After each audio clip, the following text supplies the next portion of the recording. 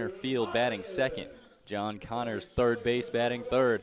Jackson Petchke in left field in the cleanup spot. Nolan Lasky batting fifth, playing first. Ryder Fernandez, second base, batting sixth. Drew Castiba over in right field, batting seventh. Aslan Farinelli in the DH spot. And catcher tonight, Braylon Holland, batting ninth. And getting the start against the Little Calumet Beavers is Joey Merrick in his first start of this 2025 season. I'm Tate Hildebrandt, joined here by Thalen Steiner. Yeah.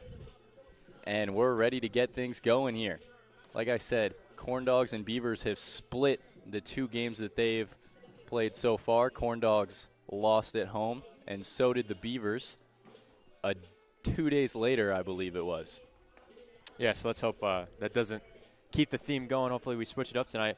Last time these two teams played each other until July 5th, so three times in the first 6 games for the Corndogs, seeing this Beavers squad, but won't see them for a while. After this one, hopefully to pick up the W at home, get that lead going into a nice weekend. A little bit warmer of weather compared to last night. Came out, with a dominant win, so let's hope they keep the momentum going into this game against a now conference opponent.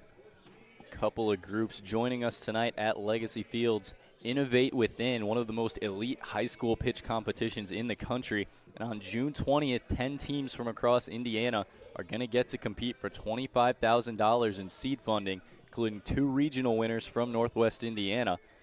And this competition is going to be hosted at Purdue Northwest. Couple of these finalists joining us here tonight. The founder of Safety Glow, Ashton Verbish from Hanover Central High School. Safety Glow is a retractable LED device that attaches to the back of semi-trailers in an X pattern to alert drivers when a truck is disabled on the roadside, as well as Septo, founded by Alexis Caraholius, Abigail Mena, and Jocelyn Aguirre from Munster High School, a plant-based bandage that changes color to detect early signs of infection. Joey Merrick looking to get things started here for the Corndogs, and he will face Joel Harrell. Dangerous leadoff man, very dangerous on the bases for the Beavers in their first 2 meetings. First time facing Merrick. Let's see what happens. First pitch, swung on, fastball right down the middle for strike 1. Yeah, so Merrick had 6 appearances last year, started 1 game, has a 6.2 ERA on the season, so obviously did not have the most impressive season last year, but trying to start this 2025 season. Grounded to third base. John Connors throw across his body. Harrell beats it out, flashing that speed, and that ball died just early enough for Harrell to beat out the throw from Connors. Yeah, just a little bit late of a throw. I mean, it's hard to beat him there. I'm going to be completely honest. I don't know how much better that throw could have been, but Harrell just so fast on the bases. See a little delay here as the umpires confer out near the mound. Maybe they're debating whether this was out or not.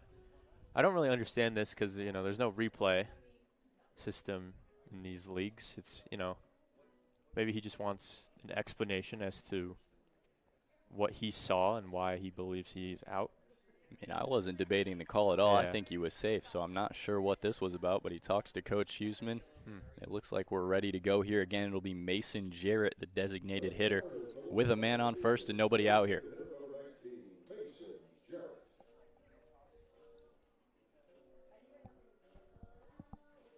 Merrick already dealing with base runners here. See how he handles it, especially one as fast as Joel Harrell. First pitch on the slide step, leaves it low and inside for ball 1. You can notice he has absolutely zero, pretty much no windup at all going to these pitches. Keeps checking in on first base, so yeah, definitely in his head. Very quick slide step, swing and a miss on the slider to the outer half, and it's 1-1. That slide step is going to serve Merrick well. A lot of dangerous base runners for the Beavers. Picks to first, not in time, checking up on Harrell. It's still 1-1. Yeah, he's going to have to do that a few times probably tonight. As often as Joel Harrell gets on base, it would be beneficial to check up on him on first every once in a while. 1-1. Goes to the slider again, gets it on the outside corner, 1-2. Great pitch from Joey Merrick there. There you go, trying to get his, season started off right. get a strikeout here. Got what might have been a little bit of a generous call as he'll pick to first again. Harrell back in easily. Might have gotten a little bit of a generous call there on the outer half. And we'll see if that continues to be a theme in this game. 1-2 payoff to Mason Jarrett. Harrell takes off running. This is popped back over the screen, and Harrell will take the slow jog back to first base, and it's still 1-2. There you go. Someone can get a foul ball traded in for a nice pop at the concession stand. But, yeah, trying to steal second base. Not really surprised about that one. Obviously, we've seen his speed. No, sometimes it's not a matter of if, it's a matter of when with Joel Harrell over there. 1-2 again from Joey Merrick. Picks off, didn't like how far off he was. Little bit, that quicker move that time, like he was setting him up for that. Still goes back in easily. 1-2 for the third time. Fastball, ball high. Competitive pitch there. Just missed the top of the zone. Yeah, Harrell still with that big lead. He doesn't care how many times he's going to get checked up on. 2-2 from Merrick. Harrell takes off again. This one popped back over the screen again, and once again, Harrell will return to first base. Wow. He's going to have to be doing a lot of running so far this at-bat. That's not even his. 2-2 count here. Looks like they're trying to hit and run, and so far Jarrett can't put the ball in play. Joey Merrick trying to finish him off here. 2 balls, 2 strikes with nobody out and 1 on in the first. The 2-2 from Joey Merrick. Harrell takes off again. Rung up on the pitch. Slider went to the outside. Ball gets to the outfield. Harrell take off for third. Throw to third. Not in time. Harrell takes 2 bases on the overthrow. But Joey Merrick is going to get a looking strikeout for his first out of the first. Yeah, I don't know how much of a chance that play at second base would have gotten. I don't know if even if the throw was there, I don't think it would have been on time. I think Braylon Holland could have thrown that as perfectly as could be. I think Joel Harrell was beating that out. Now, that throw from center field was actually really close. I was surprised about that. Very close there. That'll bring up Moses Vasquez, extra hitter. He takes strike 1 on the inside, dropped it in there to Joey Merrick. See, now Merrick doesn't have to worry about him at first base anymore. Just looking right at him. 0-1 pitch. Fastball flown into center field. Angelo Luna is under it. Harrell breaking for the plate. Great throw by Angelo Luna, and he holds Harrell at third, and that was big for the Corndogs. Wow, you have to know how much of a cannon Luna has if Harrell is being held up on third base, does not check up there. That's kind of still surprising for me. I think he still should have went. I mean, maybe. I thought that was deep enough to easily score Harrell, but Luna stopped him in his tracks halfway down the line. That'll bring up Greg Guernsey, cleanup hitter. We'll see if he can take that man off third base here with 2 outs.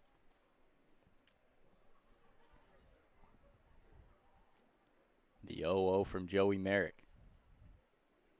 Fastball fouled back to the screen for strike 1. Yeah, this would be nice for Merrick to come in here, you know, get your leadoff man on base, and then still come out here with 0 runs.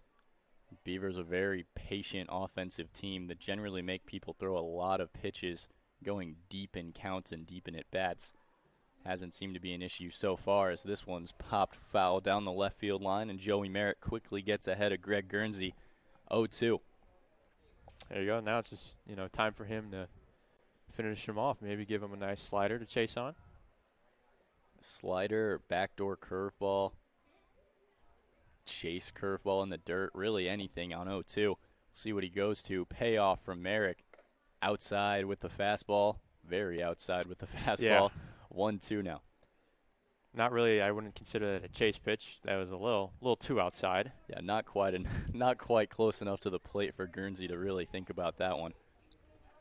But it's 1-2 from Merrick, trying to get out of this first inning. Tried to go backdoor with the curve, couldn't get it there, and it's 2-2. We have our first deuces wild of the game here in Crown Point in the top of the first inning. 2 strikes, 2 balls, and 2 outs.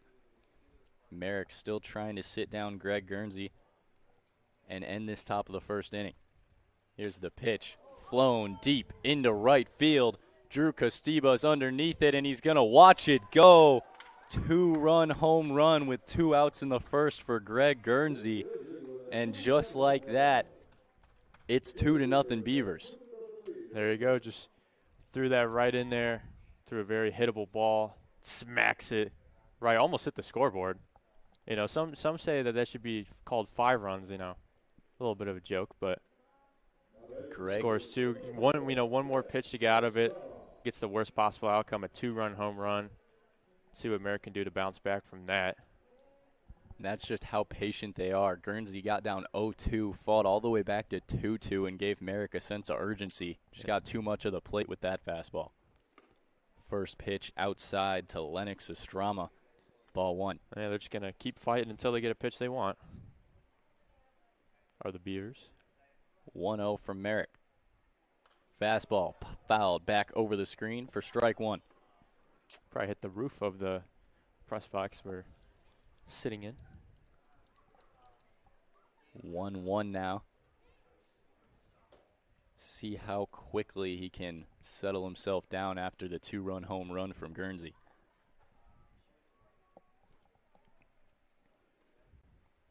The 1-1 pitch. Fastball right down the middle, fouled back behind the backstop again, and it's 1-2.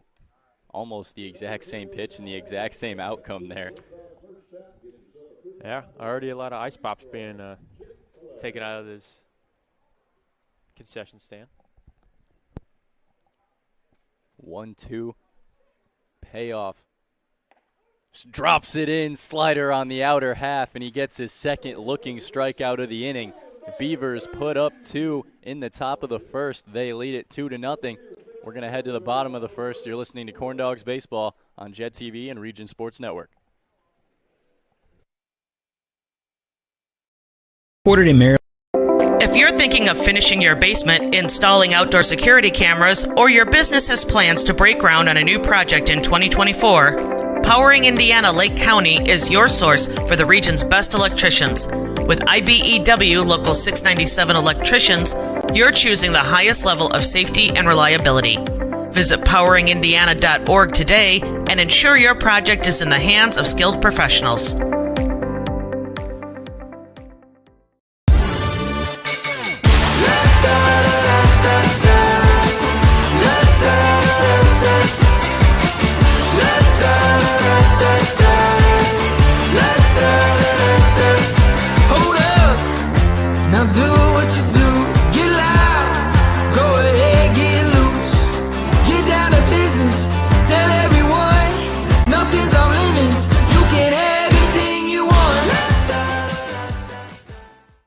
Armed with a rich history of family ownership and a workforce that's committed to putting people first, Centier Bank fosters a workplace of community building, philanthropy, and financial education. A long-lasting legacy of family ownership dedicated to generations of clients is what sets Centier apart. Trust the integrity, experience, and personal service of Centier, Indiana's largest private family-owned bank. For more information, go to Centier.com. To everyone who enjoys a feel-good meal, we're crafting one for you, Wisconsin style. We're talking handcrafted, cooked to order, scoop to perfection goodness. More like greatness. A snuggle up in the booth, share a bite kind of meal. A fill you up, heart and soul kind of meal. Come treat someone you love to a meal they're sure to love. One always served with a smile. That comes from the heart. From Wisconsin with love. Welcome back to Legacy Fields. Beavers leading the Corndogs heading into the bottom of the first, and Max Finn is going to lead it off for the Corndogs against pitcher Sam Hayes. First pitch he sees taken right down the middle for strike 1. Yeah, we learned that Max Finn is from Transylvania University, doing that pre-broadcast. Just a very interesting university name.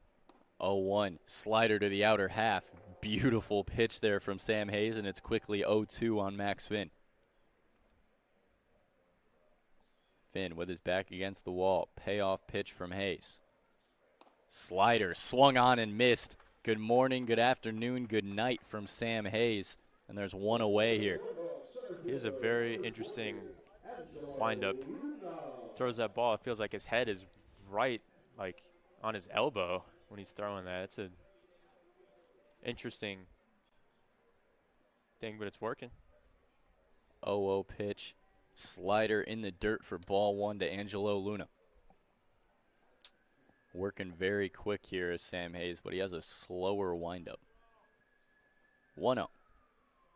Fastball fouled back to the screen for strike 1. Yeah, I'm curious to see how he changes his windup when he has a base runner. Let's hope we figure that one out, at least once. Retrieving the foul ball is John Connors. And here's the 1-1 to Angelo Luna. Playing center field tonight for the Corndogs. Outside fastball for ball 2. Saw Luna in center field with that catch with 1 out, and the cutoff throw that held Harrell at third base to save the run. 2-1 pitch from Hayes, fouled down the right field line, and it's 2-2. Yeah, too bad it didn't end up saving that run because it ended up scoring anyways, but still a great play. Saved it for the moment. Yeah. 2-2 payoff from Sam Hayes.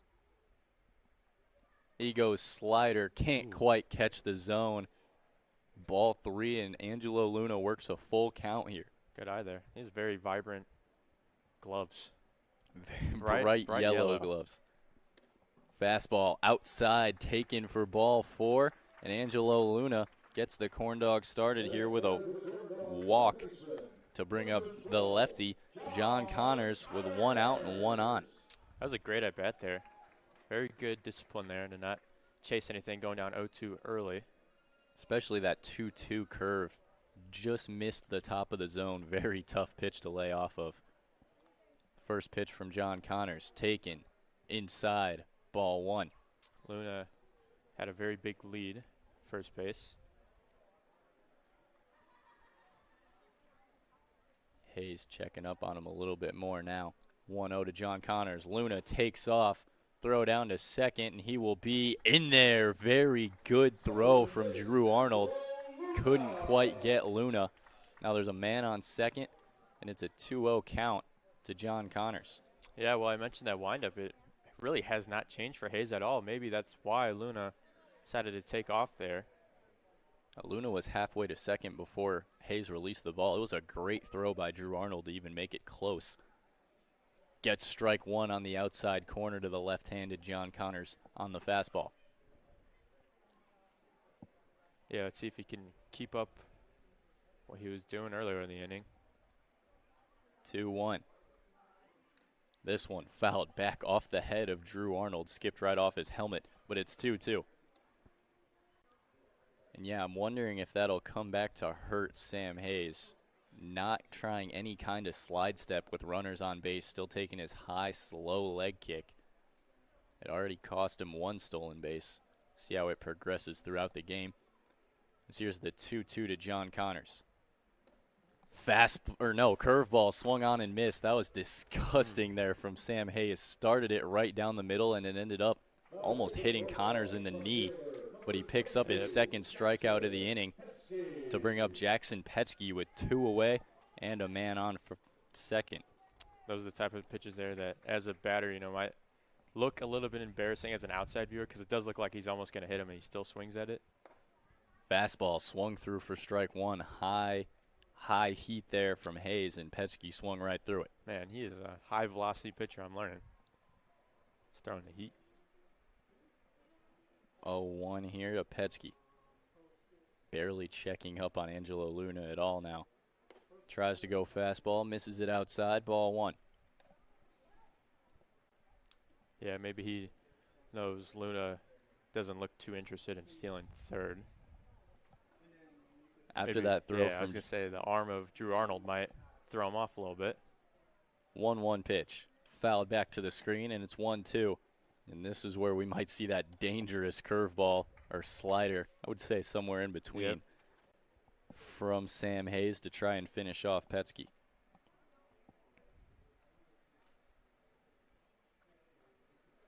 1-2 from Sam Hayes trying to end the inning. Goes fastball up and out of the zone, and we get our second deuces wild of the game here in the bottom of the first. 2-2 count to Jackson Petschke with 2 aboard and a man on second. Yeah, decides to go straight fastball there instead of any of his slider or curveball pitches. 2-2. Luna takes off. This one flown into deep left center field. Greg Guernsey underneath it makes the catch to end the inning. Beavers still lead it 2-0. We're going to head to the top of the second. You're listening to Corndogs Baseball on Jed TV. Quartered used to play a pivotal role in every community we serve. Beginning with a single location in 1895 to serving 13 counties across Indiana, Centier Bank has championed a workplace of community building, philanthropy, and financial education to enrich the lives of individuals and businesses in the communities we serve. Our promise for a better tomorrow for generations to come is what sets Centier apart. Centier Bank, Indiana's largest private family-owned bank. If you're thinking of finishing your basement, installing outdoor security cameras, or your business has plans to break ground on a new project in 2024, Powering Indiana Lake County is your source for the region's best electricians. With IBEW Local 697 electricians, you're choosing the highest level of safety and reliability. Visit poweringindiana.org today and ensure your project is in the hands of skilled professionals.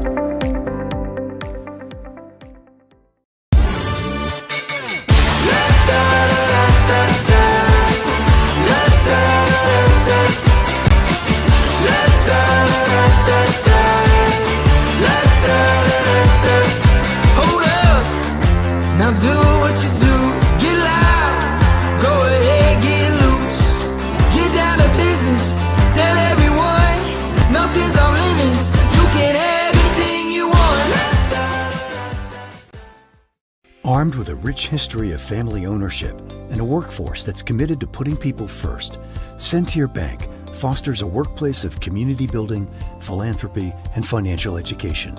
A long-lasting legacy of family ownership dedicated to generations of... Welcome back to Legacy Fields here in the top of the second. Little Calumet Beavers lead your Corndogs 2-0. We're going to see Chase Buse lead off the second for the Beavers against Joey Merrick. Merrick gave up the two-run home run to Greg Guernsey with 2 outs in the first, trying to settle in here and throw up a scoreless frame.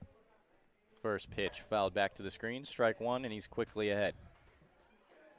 Yeah, let's see. I mean, started off rough with the first at-bat, but then, settled in and almost got out of it, and then just one bad pitch he thrown, taken out of the park. Let's see what he could do to bounce back here. Got ahead 0-1 to Chase Buse, the right fielder tonight for the Beavers. And here's the pitch from Merrick. That high leg kick, fastball just misses the top of the zone for ball one. Yeah, let's see if he can take control, find some control so far for this game.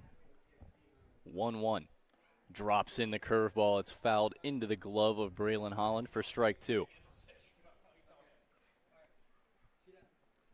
Merrick looking for his third strikeout of the game already. 1-2 here.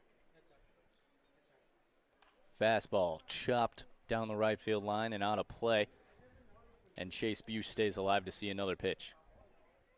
That's the outcome you're looking for on that if you're Joey Merrick. Went to the chase, and Chase got just enough of a piece of it to stay alive here. We'll see the 1-2 again from Merrick. Curveball. Ryder Fernandez fielded easily at second. Throw to first in time for the first out of the inning. There you go. He gets a nice curveball pitch, makes him hit it, hits it right to Ryder Fernandez for the easy out. Nice, easy ground ball. We saw Ryder Fernandez make his third base debut for the Corndogs yesterday. Had a couple of absolute web gems, diving plays to keep balls on the infield for the Corndogs. That was a big part of that 11-1 win over the New Athletics Pumas yesterday. That'll bring up Noah Chase with one away here. Goes to the curveball outside corner, and he can't get it. 1-0. Yeah, big win for the Corndogs yesterday, getting a run rule. That's a tough one to say. 1-0. This one fouled back just out of play, and it's 1-1. So, yeah, after dropping the first two of the season, looks like the Corndogs are, starting to get hot. Offense really coming around. They struggled in that 2-game homestand to open the year, but they have been red hot as of late. Here's the 1-1 from Joey Merrick. Change up below the zone, ball 2. Yeah, it's it's always difficult in these kind of leagues because players come and go, so it's hard when you get hot. Maybe sometimes someone leaves or someone comes and joins you. 2-1 swung on curveball inside corner, tough to hit. Took a hack at it anyway and missed. 2-2 now. Joey Merrick looking for his third here. 1 away in the second. Payoff from Merrick, goes fastball outside, can't get it there, and it's a full count worked by Noah Chase. Let's see if maybe he goes back to that curveball that's been working so well for him. And he really tries to throw it anywhere. He'll throw it inside, he'll throw it for a chase, he'll throw it freeze right down the middle. This is inside and absolutely barreled foul down the line. That ball was hit hard, but foul, and it's just still 3-2. Noah Chase with a good at-bat here, making Merrick throw pitches. And that is what the Beavers have done to the pitching staff of the Corndogs the first 2 games. Worked out a little more favorably for the Corndogs in their second meeting. Still a lot of pitching used. 3-2 pitch from Merrick.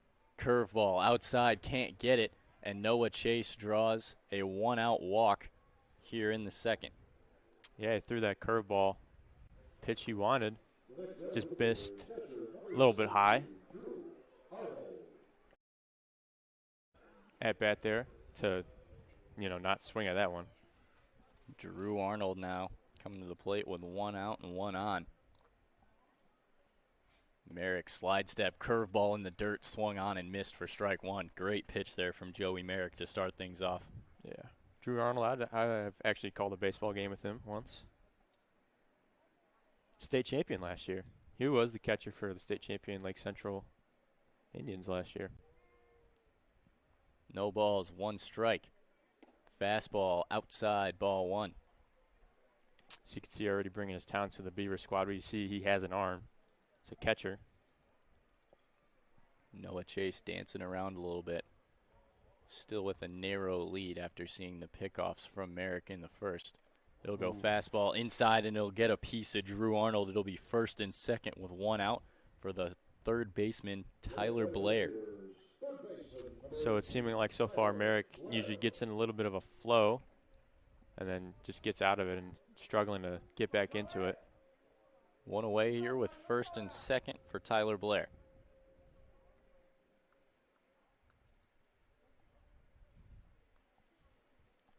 Merrick trying to get out of the jam that he pitched himself into here. First pitch to Tyler Blair. Curveball right down the middle. Froze him for strike 1. There you go. I mean, maybe he just needs to stick to the pitch that's been working so well for him so far. Try to get a strikeout here. 0-1 from Merrick. Fastball inside. Almost got a piece of Blair there, but it's 1-1. It seems like on his fastballs he's struggling to get it in the zone.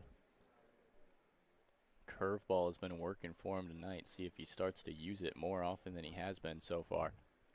1-1 pitch. Goes back to it. Back pick to first, and he'll get him. Braylon Holland picks off Drew Arnold at second from behind the plate, and now there's 2 outs with 2 strikes here, and that's a little bit more favorable position for Joey Merrick. Yeah, that helps him a lot. Good play there by the catcher to heads-up play to see that Drew Arnold was way off of first base. I don't know what he was doing on the way over there. 1-2 from Merrick. Curveball outside, rung him up. Froze Tyler Blair on the outer half of the plate. Blair didn't like it, talking to the umpire a little bit. And we're going to head to the bottom of the second. Beavers leading the Corndogs 2-0. You're listening to Corndogs Baseball on Jet TV and Region Sports Network.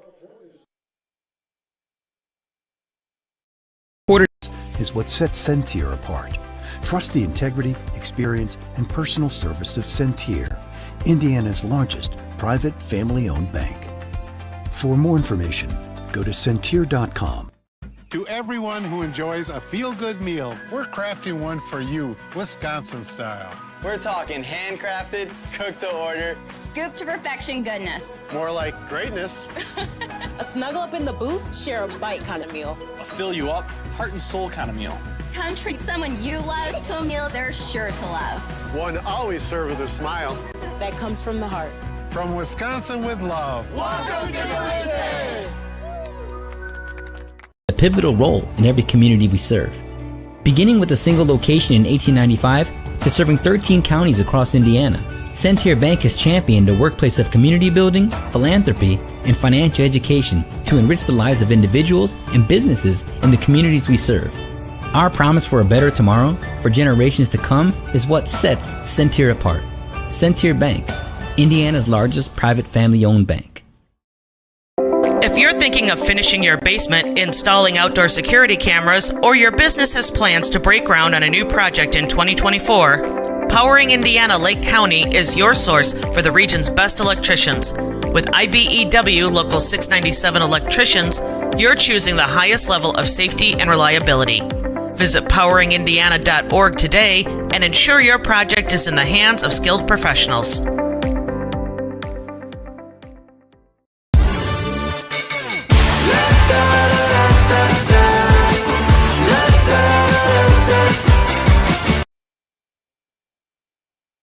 Welcome back to the bottom of the second here at Legacy Fields. Beavers leading the Corndogs 2-0. And Nolan Lasky is going to lead it off in the second against Sam Hayes.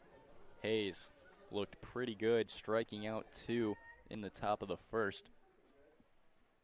Or in the bottom of the first, excuse me. First pitch misses the outside corner for ball 1. We learned that all you need is a base runner to get on base and throw him off a little bit, get him out of his groove. Nolan Lasky, very solid for the Corndogs all season as he fouls this one down the line in right, and it's 1-1. Yeah, let's see if our Red Hat offense can get going so far in this game. Had one base runner at the bottom of the first. 1-1 from Hayes. Fastball right down the middle, taken for strike 2. Lasky with his back against the wall, and we saw how dangerous that slider can be from Sam Hayes. Rung up 2 on it in the bottom of the first. Goes back to it here, and it's fought off through the right side for a base hit single for Nolan Lasky to lead off the bottom of the second. Great piece of hitting there. That's exactly what they tell you to do with off-speed pitches, is turn it and hit it through the right side, and that's exactly what Lasky did. Yeah, I'm surprised he read that perfectly. Didn't get caught off guard from that. Lasky jumped into Sam Hayes' head there. Seemed like he knew exactly what to expect. As that pitch taken high for ball 1 to Ryder Fernandez, second baseman tonight for the Corndogs. Pretty decent lead over there for Nolan Lasky. Might be thinking about stealing. This one flown deep and foul into right field, and it's 1-1. Yeah, and as I just thought about during the break, Ryder Fernandez did play for LC this year. It's kind of weird, you know. These guys just graduated high school a week ago, playing with the rest of college kids. Angelo Luna stole a base in the first.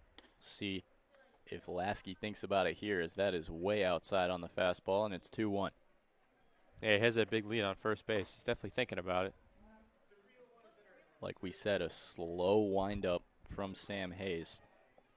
And I guess if you don't let runners on base, it doesn't hurt you that bad, as this one is flown deep into right field. This one might have a chance. It's gonna go. Nolan Lasky, Ryder Fernandez drives in Nolan Lasky on the 2-run shot to right, and just like that, it's tied 2-2. There you go. Graduated high school last week, hitting home runs the next week for a collegiate league. That's the life right there. Well, Corndogs tie at 2-2. That's the offense that we've been seeing these past couple of games. Good to see that it's still going. And it's a slugfest in Crown Point tonight. 4 runs combined on 2 home runs between the Corndogs and the Beavers.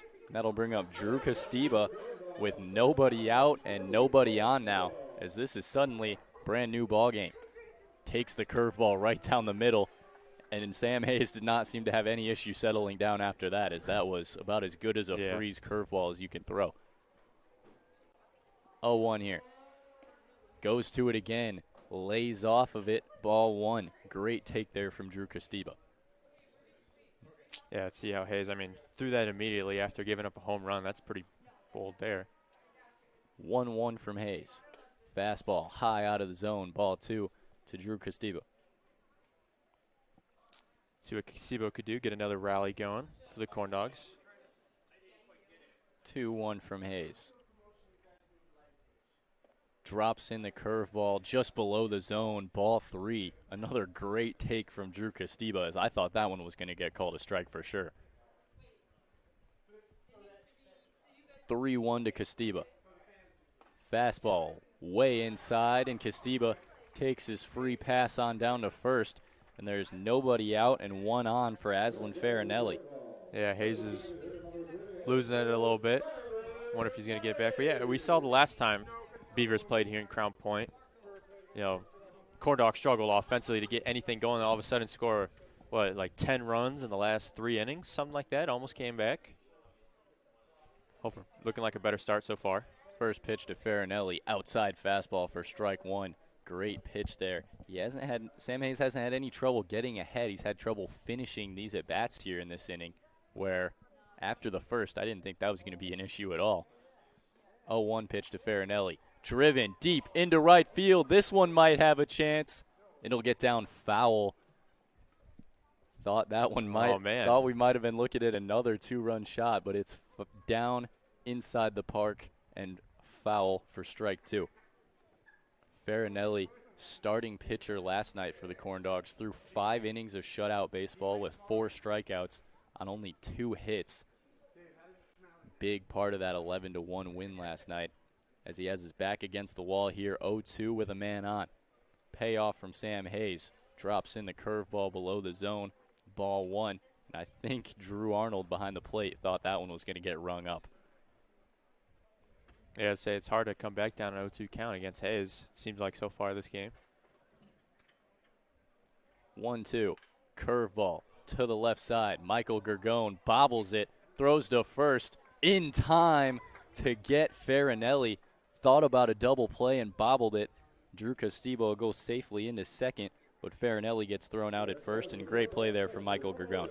I think Farinelli kind of hesitated a little bit before he took off and ran. I think maybe if he took off immediately, he might have gotten there. 1 away now for the catcher, Braylon Holland, with a man on second.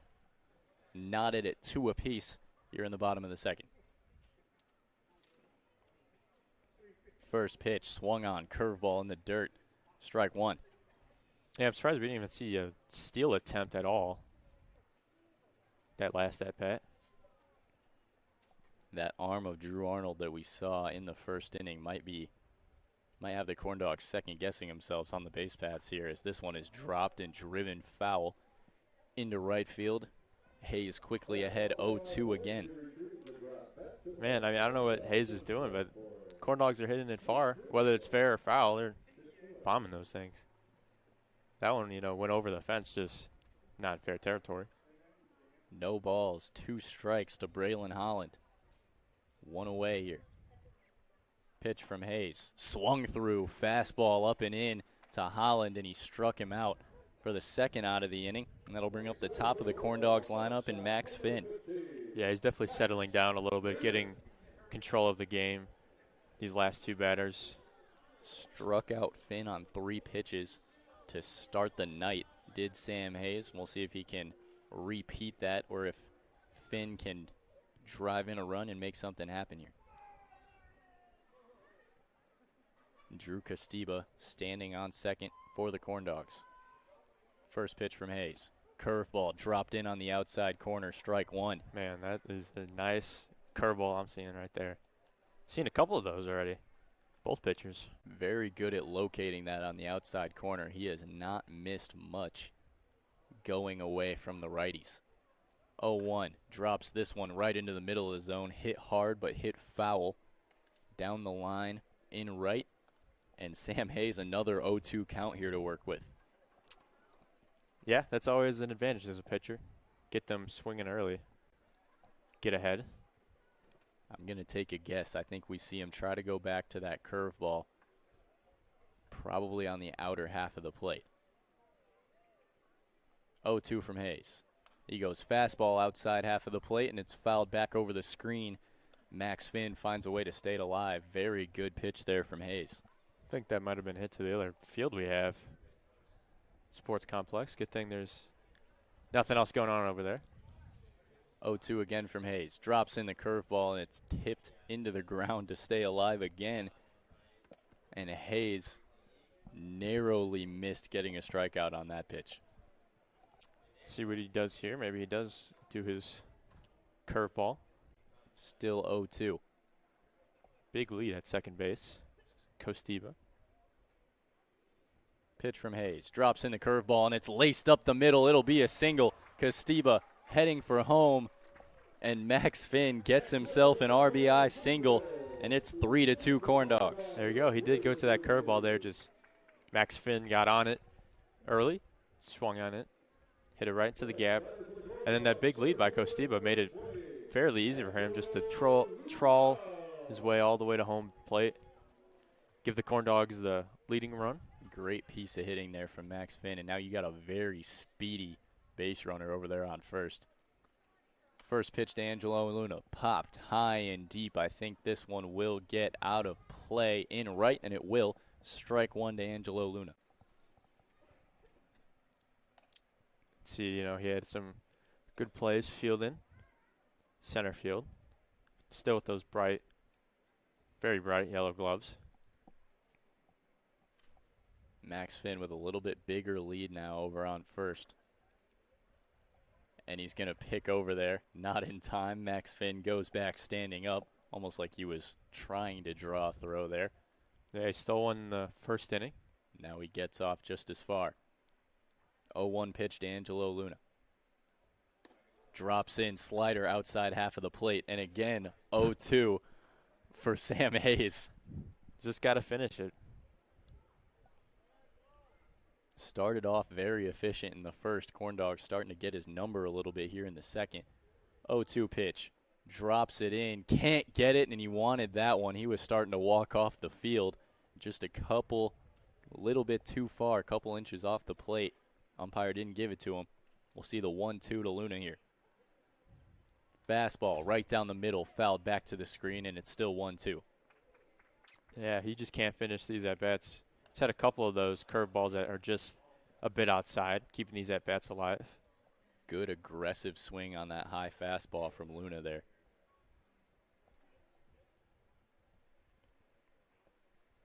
Sam Hayes looking to escape the inning after giving up 3.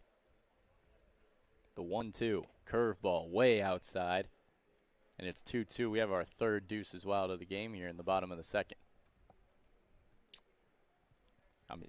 I am still surprised Max Finn with as fast as he is. I know Arnold has a good arm. I'm surprised he hasn't taken off yet. 2-2 pitch, outside, ball. He wanted that one too. That was even closer than the first curveball we saw. That fastball barely off the plate. And Angelo Luna takes it for ball 3. We have a full count here with 2 outs. Yeah, Hayes is not getting those favorable calls so far tonight. 3-2. He takes off and gets that fastball. Looked like it was the same spot, but it'll ring up Luna on the second time around. Corndogs put up 3 and lead it 3-2. We'll head to the top of the third. You're listening to Corndogs Baseball on Jet TV and Region Sports Network. Ordered in.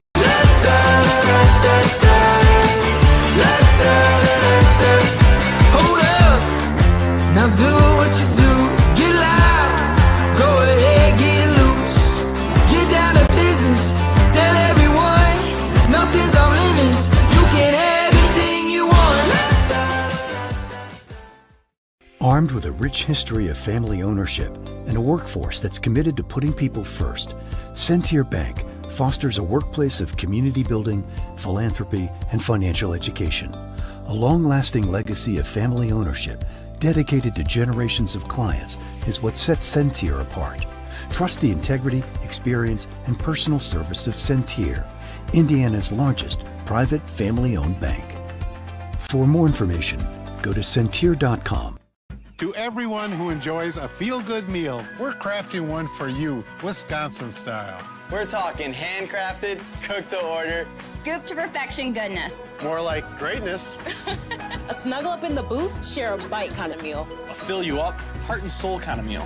Come treat someone you love to a meal they're sure to love. One always served with a smile. That comes from the heart. From Wisconsin with love. Welcome to Delicious! Continues to play a pivotal role in every community we serve. Beginning with a single location in 1895 to serving 13 counties across Indiana, Centier Bank has championed a workplace of community building, philanthropy, and financial education to enrich the lives of individuals and businesses in the communities we serve.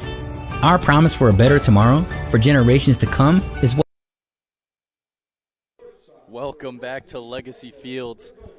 Corndogs put up 3 in the bottom of the second to lead it 3-2, and we're going to see Michael Gergone, the 10-hitter, second leadoff, lead it off in the third for the little Calumet Beavers against Joey Merrick. First pitch from Merrick goes outside, drops it in on the outside corner for strike one. Gergone didn't like that pitch all that much. Yeah, we've seen, a couple questionable strike calls, non-strike calls. 0-1, fastball right down the middle line. John Connors knocks it down, throw to first in time. What a play over on third by John Connors. Almost knocked him backwards, did that ground ball, but he picks it up, throws to first for the out to start off the third. Yeah, knocked that ball down, almost knocked himself down. Good play to stay up, get that throw to first base for the out. Joel Harrell now up for the Beavers. Singled his first time up and was driven in on the 2-run home run by Greg Guernsey as he takes ball 1 outside there. Yeah, this is not a guy you want on base if you're Merrick at all. Straight stole second against Merrick. Takes a big swing on that curveball outside the zone for strike 1. That was as good a chase pitch as you can get from Joey Merrick right there.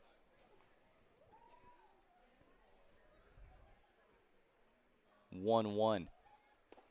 Fastball below the zone. Merrick wanted it. Umpire didn't give it to him. 2 balls, 1 strike.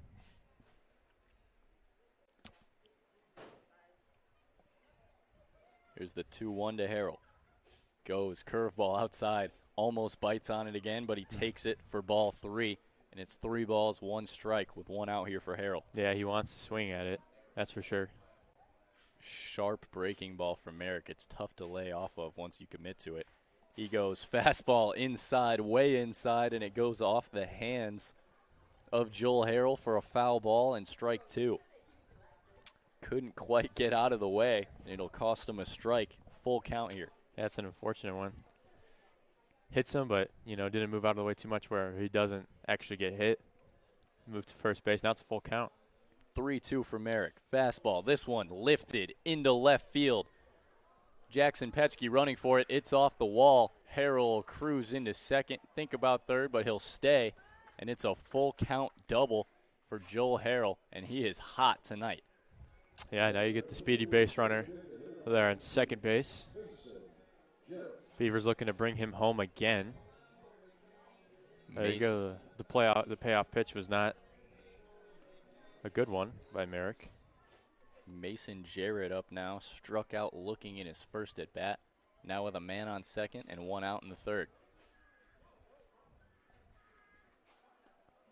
Swung on, good fastball, inner half of the zone from Merrick, and it's strike 1. See if, Merrick can, he has yet to take any control so far this game, it feels like, maybe apart from that last inning. 0-1 for Merrick. Fastball, high and outside, ball 1. It seems like he's kind of been, letting a guy getting a strikeout, but then letting a guy on, getting a strikeout. He hasn't been super hot.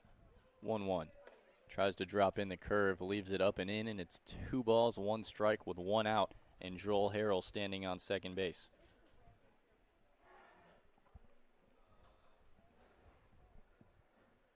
Merrick shaking off a couple signs here, trying to get on the same page. 2-1. Curveball, outer half of the zone, takes it looking for strike 2. 2 balls, 2 strikes for Mason Jarrett now. Seen a couple of those already so far this game. They're right there at the edge of the strike zone. Little step off here, trying to make Joel Harrell think about it. Yeah, that's the guy you want to look at all the time. Making sure he doesn't take off. 2 balls, 2 strikes here for Merrick. Harrell takes off. It's grounded to third base. Connors will knock it down. Throw to first. He fakes the throw to first, trying to get Harrell a little bit off the bag. And Mason Jarrett will be aboard first. Joel Harrell will take third on the play. And it's first and third with 1 out for Moses Vasquez. Yeah, the little stumble there by Connors did actually affect him on that play. Couldn't get the throw off in time to first base. Tries the fake throw. It's a new one. And maybe he's thinking Harrell's going to take home. I like that from Connors. He knew how speedy Mason Jarrett is. Probably wasn't going to get him throwing across the diamond. Tried to trick Joel Harrell off third base. Just couldn't quite get there. Merrick drops in strike 1 to Moses Vasquez on the outside curveball. Runners on first and third now, and I wouldn't be surprised at all if we saw Mason Jarrett steal here. He'll stay where he is, and it'll be ball 1 in the dirt for Moses Vasquez. There you go. Now I get my favorite count, 1-1-1. We're not calling it Aces Wild. Could be the name for it, but I like to say it's my favorite. 1-1. Pick to first just to check up on Mason Jarrett. Yeah, Merrick's definitely hoping for a double play ball here, but I don't know, with the speed of Jarrett, it's kind of hard to do that. 1-1 from Joey Merrick. Fastball right down the middle, and it's fouled down the left field line for strike 2. And now you can look at either possibility, ground ball to the middle infield or a strikeout, and Joey Merrick will take either one.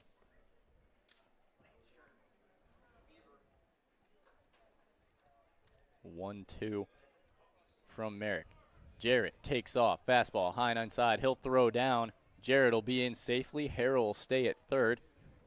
And it's a 2-2 count now with men on second and third for the Beavers. And they are threatening big here in their top of the third with only 1 out. That play was closer than I thought it was going to be. But now, that takes pressure a little bit off of Merrick's shoulders. Braylon Holland with a really good arm behind the plate as we've seen so far today. This one, John Connors knocks it down. Throw home, not in time. Throw back to third to get Jarrett. He'll be out. Beavers will tie it as Harrell takes home, but Mason Jarrett is thrown out at third base by Braylon Holland. And Moses Vasquez will take first on it. Jarrett might be frustrated with himself to take third base there, but I think it was a heads-up play. Didn't get that out at home, unfortunately, but at least got one. The lefty, Greg Guernsey, coming to the plate now. Exact same situation with 1 less out. Man on first for Greg Guernsey. This ball game tied 3-3. First pitch he sees from fouled deep into left off of Joey Merrick, and it's 0-1. I know we all looked over there looking to see if it could have hit a car there in the parking lot. Looks like it. Luckily did not. Merrick gets ahead here. The 0-1 to Greg Guernsey. Fastball in the dirt, swung on by Guernsey, and Merrick gets ahead 0-2 here. Definitely not Guernsey's proudest swing he's ever had. Looked like he was questioning his swing while he was swinging. That's never a good sign. Smart pitch from Merrick, not giving Guernsey anything to repeat what he did in the first. 0-2 pitch. Driven, Max Finn fields it on the ground at short, flipped to second, easy out. And the Corndogs will escape with only 1 run put up on the scoreboard in this top of the third. We're tied at 3 apiece heading to the bottom of the third. You're listening to Corndogs Baseball on Jet TV and Region Sports Network.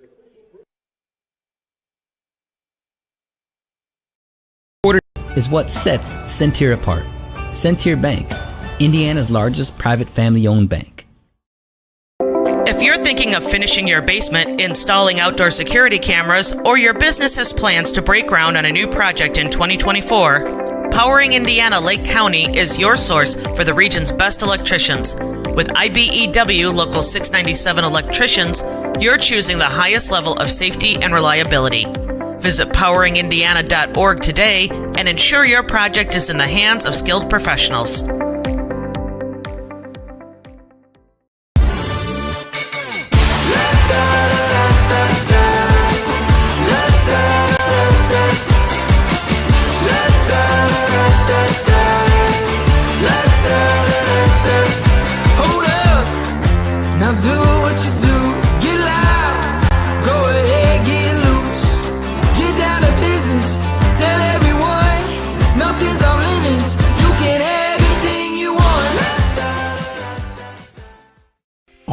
rich history of family ownership and a workforce that's committed to putting people first, Centier Bank fosters a workplace of community.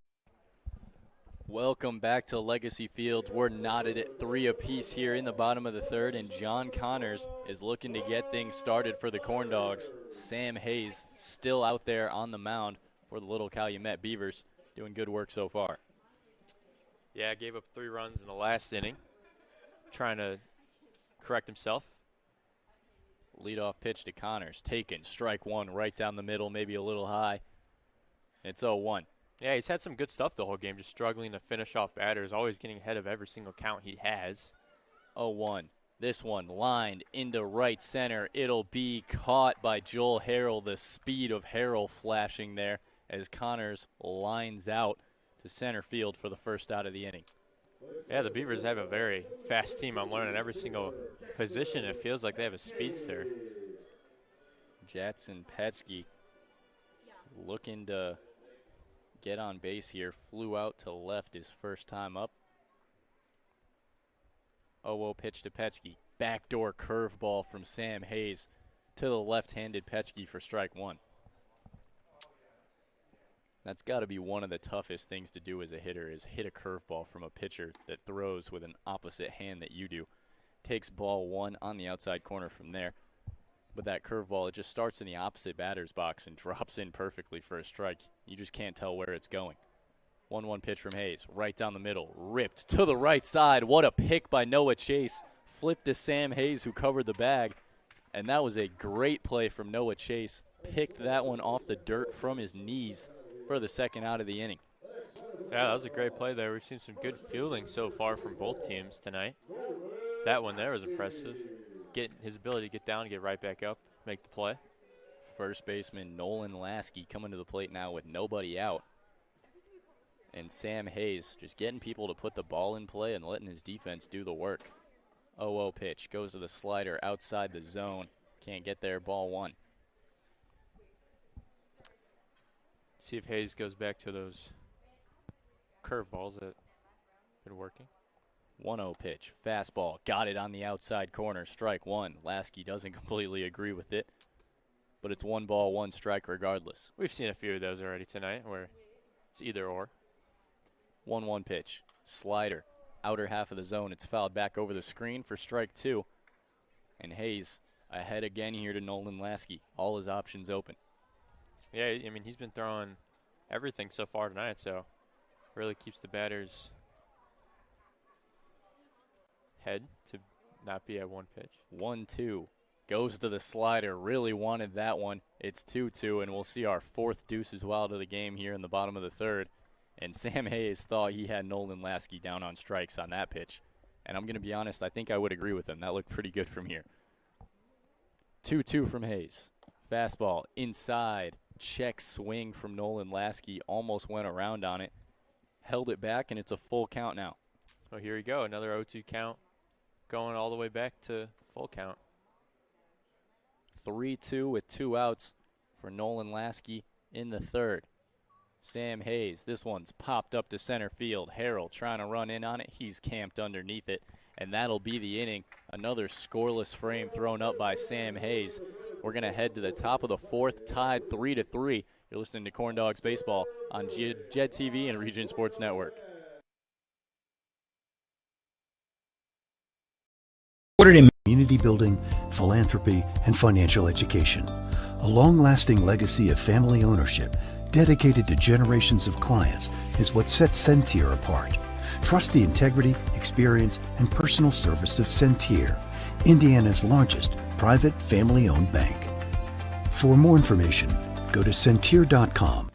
To everyone who enjoys a feel-good meal, we're crafting one for you, Wisconsin style. We're talking handcrafted, cooked to order. Scoop to perfection goodness. More like greatness.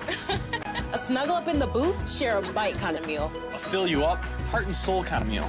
Come treat someone you love to a meal they're sure to love. One always served with a smile. That comes from the heart. From Wisconsin with love. Welcome to Delicious! In every community we serve. Beginning with a single location in 1895 to serving 13 counties across Indiana, Centier Bank has championed a workplace of community building, philanthropy, and financial education to enrich the lives of individuals and businesses in the communities we serve. Our promise for a better tomorrow for generations to come is what sets Centier apart. Centier Bank, Indiana's largest private family-owned bank. If you're thinking of finishing your basement, installing outdoor security cameras, or your business has plans to break ground on a new project in 2024, Powering Indiana Lake County is your source for the region's best electricians. With IBEW Local 697 electricians, you're choosing the highest level of safety and reliability. Visit poweringindiana.org today and ensure your project is in the hands of skilled professionals.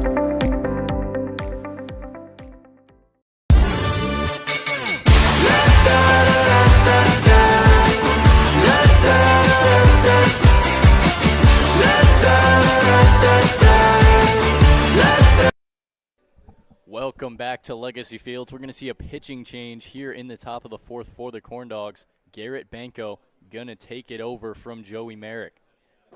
Yeah, Benko, he's struggled at times, so far this year. Looking to have a good outing tonight. First adversary going to be Lennox Estrama, second baseman tonight for the Beavers. First pitch flown into right field. Drew Costiba underneath it easily. One pitch, one out for Garrett Benko. There you go, not a bad start for his outing tonight. That's how you like to see it. Keep the pitch count low here for Garrett Benko. Especially in a team like the Beavers that likes to go for really long at-bats. Chase Buse coming to the plate now with one away here. Tied 3-3 here in the top of the fourth. Garrett Benko, another guy that likes to work pretty quick. Here's the 0-1 to Buse. Fastball fouled very hard back into the screen for strike one. And he's ahead here. He's working pretty quickly. 0-1 pitch from Garrett Benko. Fastball outside, can't get it, ball one. Keeps throwing fastballs to start off his evening. See if he moves to something else. 1-1 to Chase Buse. Goes fastball inside, very inside for ball two. Almost looked like Chase Buse expected that to be a curveball and have it break back towards the zone. He just didn't move as it almost hit him in the chest. 2-1. Goes to the slider there. Big movement, but leaves it up over the zone, and it's 3-1 to Chase Buse. 3-1 from Benko. Fastball outside the zone. Walk handed to Chase Buse, and there's a man on first with one out for Noah Chase. Yeah, a lot of fastballs being thrown by Benko. I'm sure the Beavers dugout seeing that one. See if Chase maybe swings early here. Trying to find that line on the outer half of the plate where the umpire will give it to him. Couldn't locate it in that at bat. The 0-0, he goes inside. This will be Ryder Fernandez. Throw to second in time. Throw to first for the double play. Not in time. Great play by Ryder Fernandez to get the lead runner. There will be a man on first with two outs now. That's right, he did swing at the first pitch. Managed to get to first base on time. Drew Arnold coming to the plate now. Walked his first time up and was picked off first base by Braylon Holland. Now coming up to bat with one man on and two outs here in a tie ball game in the fourth. And he's going to take it to the arm. It'll be first and second. Benko hits Drew Arnold. Second time he's been hit this game. Huh.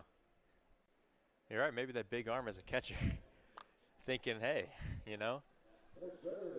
Tyler Blair coming to the plate now. Struck out to end the second in his first at-bat against Garrett Benko. Arnold is exiting the game, going into the dugout. Pinch runner here for the catcher. Not completely uncommon.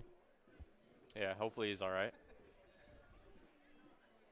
Can't tell who that is on the coming in to run for the Beavers. Think I have a last name of Taylor, but I don't know what the first name is. 0-0 pitch taken outside, strike one. A little generous there on the outer half of the plate. Tyler Blair behind 0-1 to Garrett Banco. Very inconsistent strike zone already to start this game. 0-1. Goes to the slider just outside the zone. Ball one there. Good check swing by Tyler Blair. 1-1 with 2 outs and 2 on here. Could be a big spot for Tyler Blair. Banco delivers, chopped back out of play, and it's 1-2. Let's see what he goes to here. Maybe going back to that slider that he's throwing. Try to get a chase pitch here. Nothing in the zone. I'm not saying Banco's going to, but if it were me and I had the weapons that Banco has, I'm throwing a slider that starts right at Tyler Blair's body and tails back into the zone. He decides to go fastball just off the outside half of the plate for ball 2, and we have our 5th deuces wild of the game here in the top of the 4th. We're on a pretty good pace here. Yeah, I wonder, we need to calculate our average per game that we get. That would be a good idea. Record is 10 set last year. Is this Tyler Blair driven up the middle, and it's going to be down. Angelo Luna thought that ball was going to drop, realized he had a chance, and I think he thought he caught it. The runner going to score from second, Noah Chase, and it'll be first and second now as the Beavers lead it 4-3. Yeah, that's unfortunate. He thought he caught it, hesitated a little bit, let Chase go all the way to home, score there. Interesting play there. But the Beavers take the lead on the Tyler Blair single, and it's Michael Gergone now with first and second and 2 outs. First pitch, chopped to second base, fielded by Fernandez, flipped to Finn at second. They get out of the inning after a little bit of an odd run-scoring play for the Beavers. They lead it 4-3. We'll head to the bottom of the 4th. You're listening to Corndogs Baseball on Jed TV and Region Sports Network. Quartered in Hold up, now do what you do. Get loud, go ahead, get loose. Get down to business, tell everyone nothing's off limits. You can have anything you want. Armed with a rich history of family ownership and a workforce that's committed to putting people first, Centier Bank fosters a workplace of community building, philanthropy, and financial education. A long-lasting legacy of family ownership dedicated to generations of clients is what sets Centier apart. Trust the integrity, experience, and personal service of Centier, Indiana's largest private family-owned bank. For more information, go to Centier.com. To everyone who enjoys a feel-good meal, we're crafting one for you, Wisconsin style. We're talking handcrafted, cooked to order. Scoop to perfection goodness. More like greatness. A snuggle up in the booth, share a bite kind of meal. A fill you up, heart and soul kind of meal. Come treat someone you love to a meal they're sure to love. One always served with a smile. That comes from the heart. From Wisconsin with love. Welcome to Delicious! Welcome back to Legacy Fields. Beavers lead it 4-3 here in the bottom of the 4th, and it's going to be Ryder Fernandez leading it off for the Corndogs. 2-run home run his first time up in the 2nd inning. Takes that curveball outside for ball 1, and it gets away from Drew Arnold there. 1-0. Good first at-bat for Ryder tonight. Looking to keep it up. 1-0 pitch. This one on the ground to Tyler Blair at third. Throw to first in time to get Fernandez, and there's quickly 1 out here in the bottom of the 4th. Yeah, Fernandez has that speed, so it's a good play there. I'll bring up Drew Costiba. Sam Hayes walked him his first time up. See if he can adjust here. Yeah, let's see if the Corndogs offense can respond to let him run. Had that one good 2nd inning with 3 runs, nothing else really since. 0-0 pitch. Drops in the curveball, inner half of the plate for strike 1. Gets ahead of Drew Costiba. As we've seen consistently in this game. Sam Hayes getting ahead of hitters. Goes right back to it. Same spot, same result. Took it for strike 2.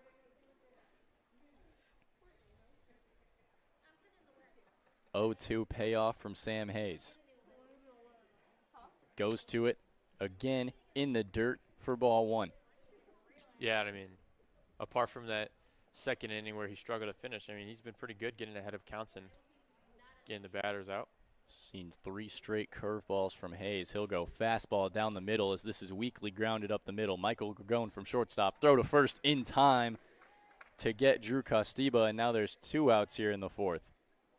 Hayes getting good, not weak contact, but manageable contact and letting his defense do the work here in the 4th inning.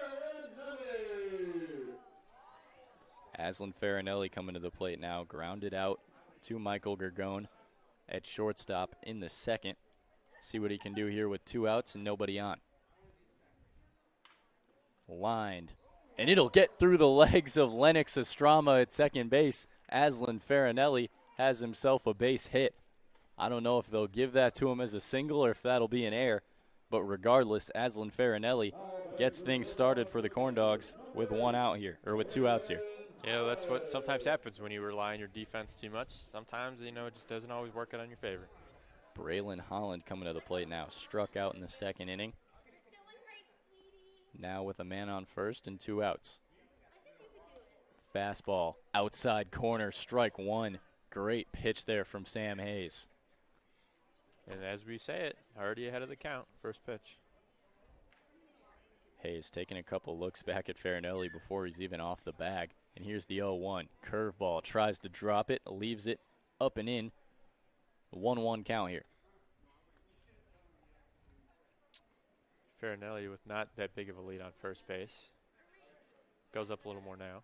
1-1. Fastball, too far outside to call it. 2 balls, 1 strike with 2 outs here. I mean, you're right, though. Hayes only checks really at the beginning before he even thinks about throwing it. Then just looks away, doesn't really look back anymore. 2-1 pitch to Braylon Holland. Fastball, low and outside, ball 3. Good take there from Holland.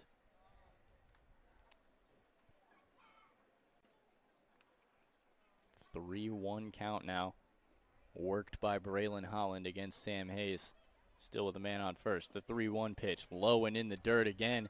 And it's a walk. It'll be first and second for the Corndogs, with the top of the order coming up in Max Finn.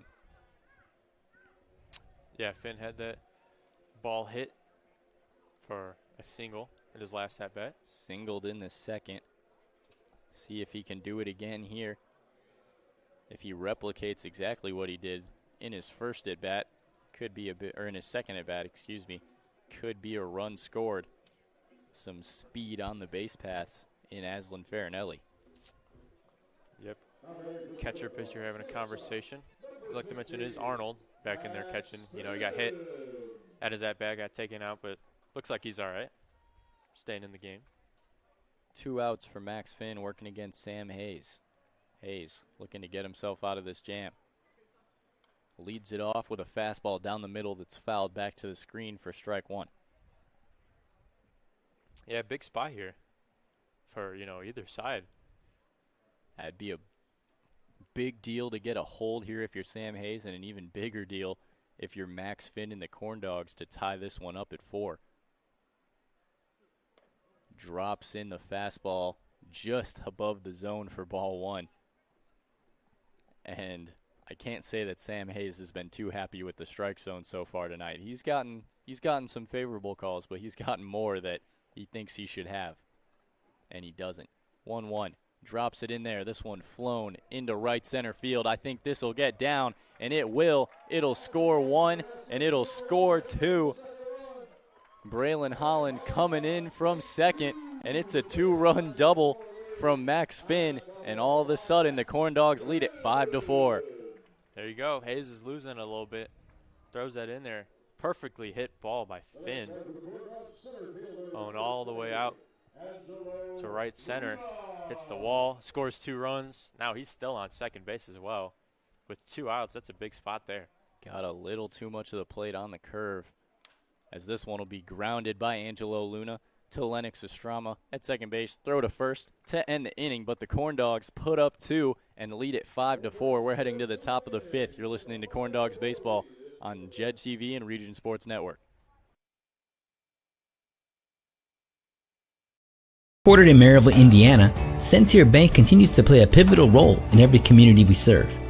Beginning with a single location in 1895 to serving 13 counties across Indiana, Centier Bank has championed a workplace of community building, philanthropy, and financial education to enrich the lives of individuals and businesses in the communities we serve. Our promise for a better tomorrow for generations to come is what sets Centier apart. Centier Bank, Indiana's largest private family-owned bank. If you're thinking of finishing your basement, installing outdoor security cameras, or your business has plans to break ground on a new project in 2024, Powering Indiana Lake County is your source for the region's best electricians. With IBEW Local 697 electricians, you're choosing the highest level of safety and reliability. Visit poweringindiana.org today and ensure your project is in the hands of skilled professionals.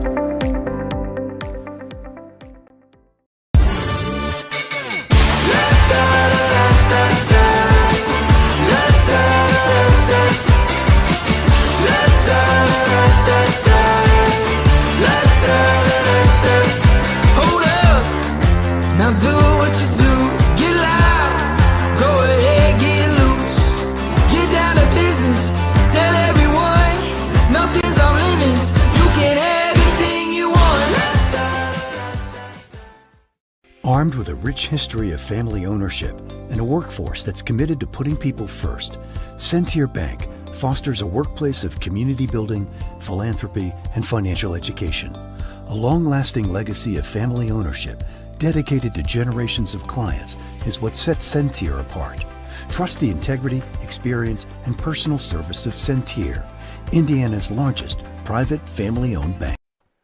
Welcome back to Legacy Fields. Corndogs lead it over the Little Calumet Beavers 5-4 as we're going to see Garrett Banco take the mound for the second time here in the fifth. And it's going to be Joel Harrell leading it off for the Beavers. Has a single and a double tonight. He has been very efficient at the plate. First pitch from Banco, driven into right field, and it'll be another single for Joel Harrell. And he is one of the better leadoff men that I've seen so far, just doing his job, getting on base, whatever it takes. He's 3 for 3 tonight. Yeah, he's having a game so far tonight, and now you get the scary base run on first base, the big speedster. Mason Jarrett coming to the plate now. Had a single in the third. Harrell looking a little twitchy over there on first. He'll take strike one from Banco right down the middle. Wouldn't be surprised at all to see Harrell take off at some point here. Yeah, the top of the lineup's been throwing Merrick off so far pretty much this entire game. 0-1. There he goes. Taken. Throw off the bag from Braylon Holland. Joel Harrell steals another one. Man on second. Nobody out here. And it's 1-1 from Mason Jarrett. He took that pitch inside on the check swing. Yeah, that's essentially a free stolen base every single time he gets on first. 1-1 for Garrett Banco. Here's the pitch. Goes to the slider outside. Jarrett lets it go. Very good take there. And it's 2-1. See how Banco does after taking the lead. Or Corndogs took the lead. 2-1. Sawed off. Fouled it back to the screen. It's 2-2 now. Fighting back is Banco. And he's in a little bit more favorable position here.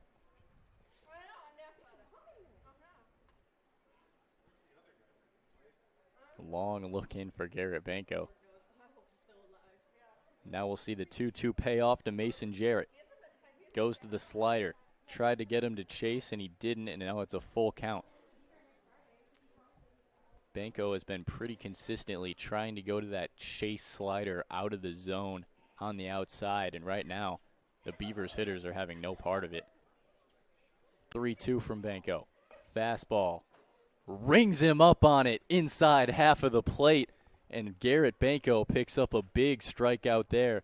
Now 1 away with a man on in the fifth. That'll bring up Moses Vasquez. Also has a single tonight.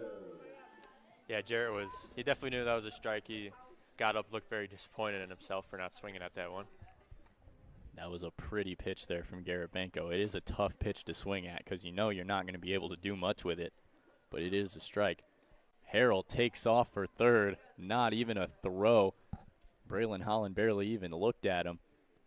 And Joel Harrell has stolen his way from first to third here with one out. Yeah, he probably knew it wasn't worth it. He already was there at third base by the time he even got control of the ball. There's no point. 1-0 pitch to Moses Vasquez. Curveball dropped in the middle for strike one. And Joel Harrell has scored both times he's gotten on base, and with one out here, he's threatening again.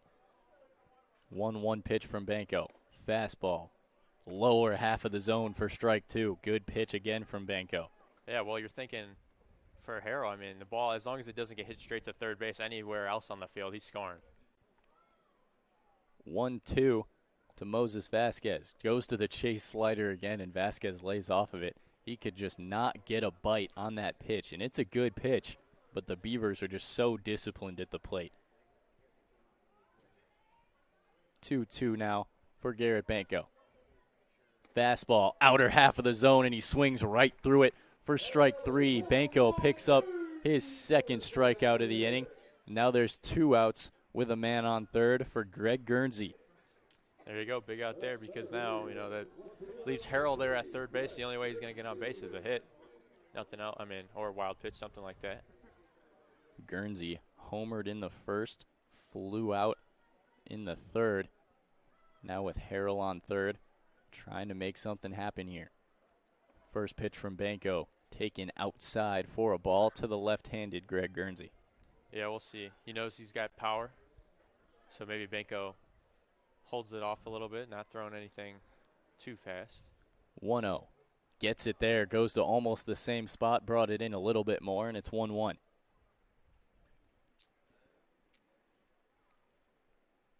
Not really worried about Harrell much at all here, just focusing on the hitter.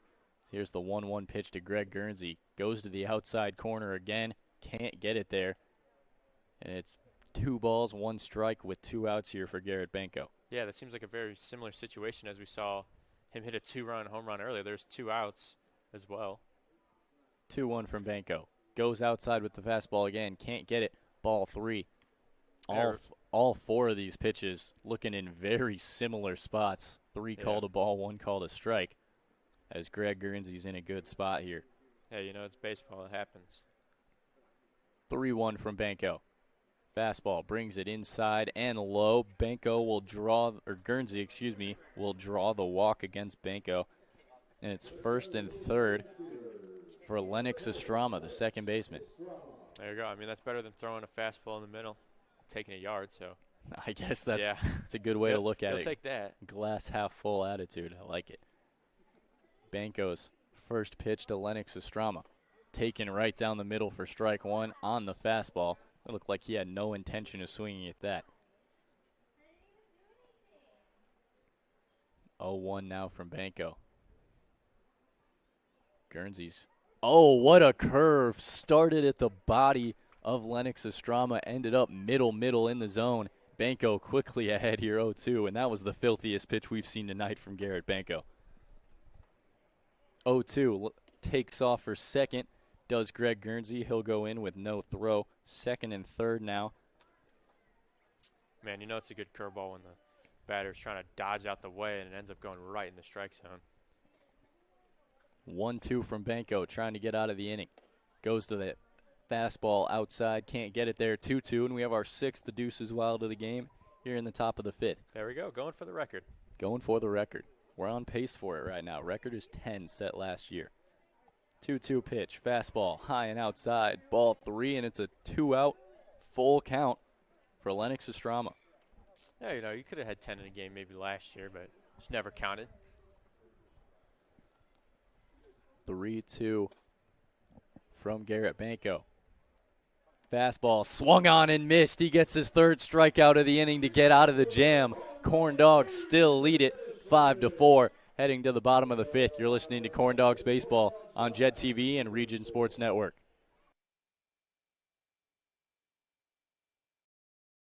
For more information, go to Centir.com. To everyone who enjoys a feel-good meal, we're crafting one for you, Wisconsin style. We're talking handcrafted, cooked to order. Scoop to perfection goodness. More like greatness. A A snuggle up in the booth, share a bite kind of meal. A fill you up, heart and soul kind of meal. Come treat someone you love to a meal they're sure to love. One always served with a smile. That comes from the heart. From Wisconsin with love. Welcome to Delicious! Play a pivotal role in every community we serve. Beginning with a single location in 1895 to serving 13 counties across Indiana, Centier Bank has championed a workplace of community building, philanthropy, and financial education to enrich the lives of individuals and businesses in the communities we serve. Our promise for a better tomorrow for generations to come is what sets Centier apart.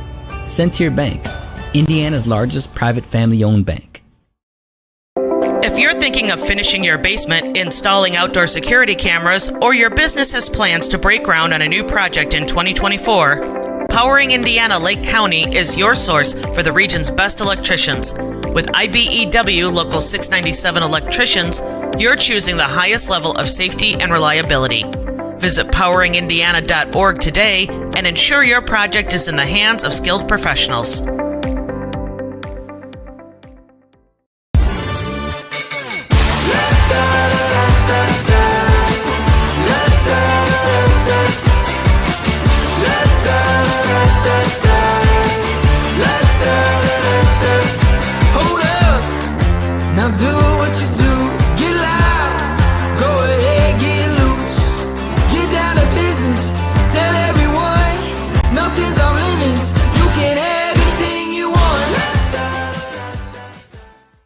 Armed with a rich history of family ownership and a workforce that's committed to putting people first, Centier Bank fosters a workplace of community building, philanthropy, and financial education. A long-lasting legacy of family ownership dedicated to generations of clients. Welcome back to the bottom of the fifth here at Legacy Fields. I'm Tate Hildebrandt, joined by Thalen Steiner. We're going to see a pitching change here. Sam Hayes is going to hand it off to Chase Buse, coming in from right field to pitch for the Beavers. And he's going to face John Connors leading it off here in the bottom of the fifth. Corndogs lead it 5-4. First pitch he sees taken outside to the left-handed Connors for ball one. Yeah, Hayes, the starting pitcher for the Beavers, had a very on and off night. Had some times where it seems like his pitches were unhittable. Gets the outside corner there on the fastball. It's 1-1. And then had times where it feels like, he was just losing it, as you can see. 1-1 here from Chase Buse. Just misses the outside half. I thought that was more of a strike than the first pitch, but it's 2-1. As a Corndogs fan, I'll take it for John Connors. 2-1 pitch. On the ground, Noah Chase has it at first base. He'll take it himself for out number one. There's one away here in the fifth. Doesn't look like that's Chase on first base anymore. It is not Noah Chase. I did not see the substitution. Yeah, I'm making some other changes as well. Not sure who that is. Timbley. Kayan Timbley over there at first base now for the Beavers. Chase Buse, first pitch to Jackson Petsky, taken right down the middle for strike one. Buse is working very quickly. Up there, rocking in his windup, ready to go as soon as he gets the ball. This one flown high and foul behind the dugout on the left field line, and it's 0-2. Chase Buse getting ahead here. Yeah, as a fan, you'd probably like that. Pitcher's going up quickly. I believe Noah Chase moved back into right field, and Kayan Timbley came in here as that one's popped foul by Jackson Petsky. Stays alive 0-2. As I was saying, I think Noah Chase moved back into right field, and Kayan Timbley came into the game at first base as Chase Buse takes the mound for the Beavers. 0-2 pitch from Chase Buse, way outside. Tried to go off speed and lost his handle on it, and it's 1-2 with one out for Jackson Petsky. Couple of chases on this team. A rough night at the plate so far for Petsky. 0-2, trying to turn it around here. Takes the 1-2 outside for ball two. 2 balls, 2 strikes with one out here. And Chase Buse's first inning of work on the mound for the Little Calumet Beavers. 2-2 payoff. Drops it in, swing and a miss. First strike 3. Chase Buse picks up his first strikeout of the game here on Jackson Petsky. And there's 2 away now for Nolan Lasky. Very good start here by Chase Buse. Just throwing it in there, moving very quickly. For the Corndogs, you would at least, want a base runner. Maybe slow him down a little bit. He's already ready for this next pitch. Yeah, really got to try and disrupt his timing here. Try anything you can to get him off his rhythm, as he's just rocking and firing right now, throwing at will. Leaves ball one in the dirt. Nolan Lasky has a single so far on the day, looking to add on to that here. Takes the second fastball he sees inside for ball two. Taking a little bit of a break here as Chase Buse steps off the back of the mound, gathering himself a little bit. Right back, ready to go here. 2-0 pitch. Gets the inside corner on Nolan Lasky for strike one on the fastball. Really is playing with that strike zone there. Flirting with that inside half of the plate this whole at bat so far. 2-1. This one is fouled. Foul. That was very close down the line. Tyler Blair thought he played it in fair territory. Umpire says otherwise. And now it's 2-2 with 2 outs. And is that our 7th deuces wild of the game? Yeah, it is our 7th. 7th deuces wild of the game here in the bottom of the 5th. Going for the record. There we go. And something to look forward to tonight. Nolan Lasky with a 2-2 count here. Looking to stay alive. Pitch from Chase Buse, and this is laced over the head of shortstop Michael Gerson.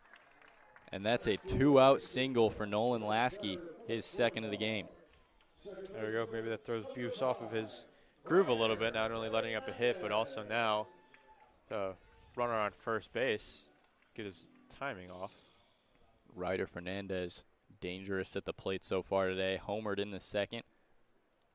Has a man on first with 2 outs here, looking to extend the Corndogs' lead. As that is spiked, and it'll get away from Drew Arnold.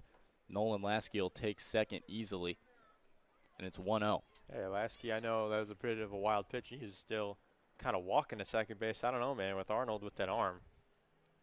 No walking should be going on. Always a chance to get thrown out with Drew Arnold behind the plate.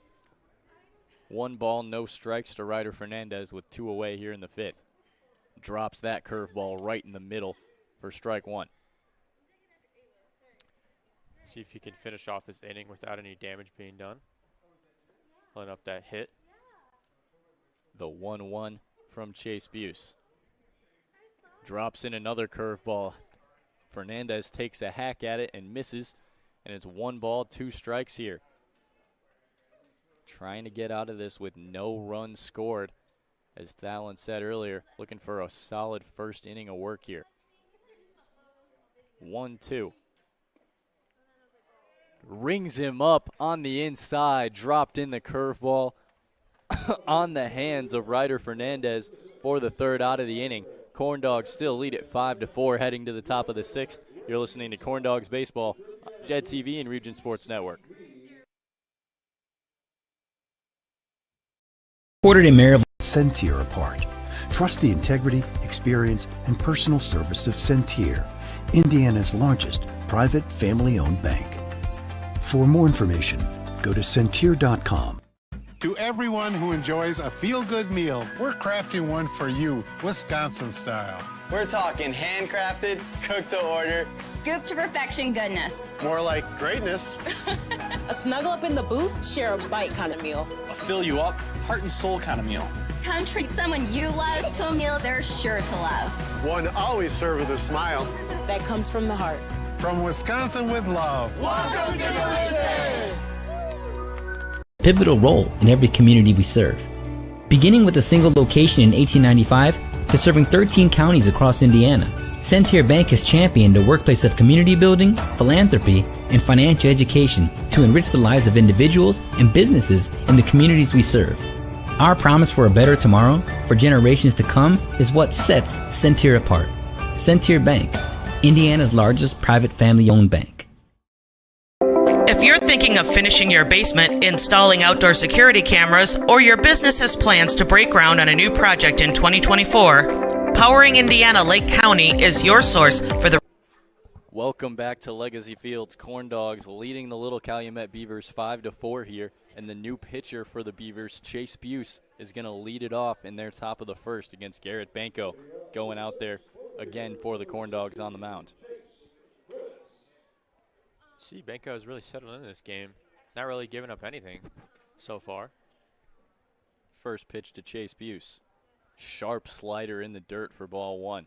A lot of movement on that pitch. 1-0 here from Benko. Trying to quickly get back into it. 1-0. Fastball. Just a little inside for ball two. Good competitive pitch there from Garrett Benko. Chase Buse with a walk so far today. Fouls that one straight back to the screen. Looked like it might have caught Braylon Holland on the top of the helmet. A little bit of recoil there. Seems to be all right, and it's 2-1 here with nobody out. Yeah, he's all right. He's pitching this game. He knows. He's all right. Feels a little bit better. 2-1 here. Fastball, outer half of the plate, strike two. And that's right about the limit of where that umpire will give the outside corner. Benko put it there perfectly. Now looking at a 2-2 opportunity to sit Chase Buse down on strikes. Goes there again. Same distance, just a little bit high. And Buse works a full count against Garrett Benko. See what Benko throws here. Probably a fastball. Full count. Fastball right down the middle. Fouled back over the screen. And I think everybody kind of knew what was coming there. That was just, I'm going to throw you my best fastball, see if you can touch it. And he got enough of it to send it into foul territory to stay alive. 3-2 again here. Another one. This one cutting into foul territory in right field. That one had potential to get down. And it did, but outside the line. Still 3-2 here. Turning into a battle between Chase Buse and Garrett Benko. Yeah, I mean, that's what you want if you're the Beavers. That's what they've been doing, getting these long pitch counts. Benko been effective so far. I'd say the sooner he gets knocked out of the game, the better for the Beavers right now. 3-2 again from Benko. Fastball, outer half. This will get looped into right field. It'll get down. Drew Costiba might have had a play on it. He lets it bounce, and Chase Buse gets a single here to lead off the sixth. Yeah, that's what happens when you keep fighting off pitches and keeping that bat going. You're going to get one that you like. Swings on it. Gets a nice base hit. Noah Chase coming to the plate now. Walk and a single in the game so far. With a man on first and nobody out, trailing by one in the top of the sixth. First pitch. Beautiful slider from Garrett Benko. Catches the outer half of the plate. Quickly ahead 0-1 here. No balls, one strike. The pitch from Benko. Drops it in again, swing and a miss. Right off his foot, right off Holland's foot. Not quite a swing and a miss. He fouled it, but yeah, straight into the top of the foot. I don't think it was fouled at all. I'm pretty sure it just curved straight to his foot. Well, the umpire called time on it, dead ball. The runner didn't advance. Yeah, so must have been a foul ball then. Still, either way does not feel good for Holland. Holland trying to walk it off behind home plate there. Seems to be good to go. And Benko quickly ahead 0-2 here to Noah Chase. Looking to deal quickly after the long battle with Chase Buse. 0-2 pitch. Fastball. Grounded foul down the right field line. And we're just going to continue to see Noah Chase foul off pitches here. Benko's not even checking on first base. Maybe looked once so far this whole at bat. 0-2. Slider. Went to the Chase slider again. Laid off of it. Did Noah Chase, and it's 1-2. Throwing that slider outside the zone. Still hasn't been super successful with it so far. Beavers hitters just letting it go by. 1-2 from Benko. Fastball. Outer half. Can't get it. Ball two now. Go, he got ahead early. Let's see if he can finish him off. Try to get the first out here. 2-2 offering from Benko. Goes to the Chase slider and gets it that time. Benko picks up a strikeout to get his first out of the inning. It's a matter of time. Banco was going to get a swing on that slider. Yeah, just like you said, just a matter of time locating it just where he wants to. Like, he's not trying to throw it on the plate in that situation. Finally draws a swing, and it'll bring up Drew Arnold, who has walked twice in this game with a man on first and one out. Slider there, got it on the outside corner, and that's one where he is trying to throw it on the plate, and he did just that. Another beautiful spot from Banco. 0-1 to Drew Arnold. Goes to the chase there, leaves it too far outside. 1-1. Yeah, Arnold, who's been hit by pitch already in his first 2 at-bats this game. So far, those 2 pitches not even close to him, so looking to be safe. 1-1 here. Goes to it again, leaves it outside again. 2 balls, 1 strike here. 3 straight sliders from Garrett Banco. Now we'll see the 2-1 to Drew Arnold. Goes to the fastball, outer half, but can't get it there. And it's a 3-1 count worked by Drew Arnold here. Yeah, so the runner on first base must not be that much of a speedster because Banco is not even looking at him. 3-1 pitch. Fastball right down the middle to tie things up. 3-2 here. Working on a full count. This is still where the Beavers making Garrett Banco throw a lot of pitches to navigate these at-bats. As here's the 3-2 fastball fouled back to the screen, and we might be digging in for another long one here. There you go. I mean, you keep saying that they keep fighting these at-bats, and then they're eventually going to get a pitch they like, swing on it, get a nice base hit. Let's hope Banco changes that up a little bit. 3-2 here. Runner takes off, strike him out, throw him out. What a play for the Corndogs defensively. Garrett Banco draws the swing on Drew Arnold, and then Braylon Holland guns out Chase Buse at second base for the strike him out, throw him out double play. Can't say I see that one too often, but the Corndogs throw up a scoreless frame in the 6th. We'll head to the bottom of it. Corndogs still leading at 5-4. You're listening to Corndogs Baseball on Jet TV and Region Sports Network.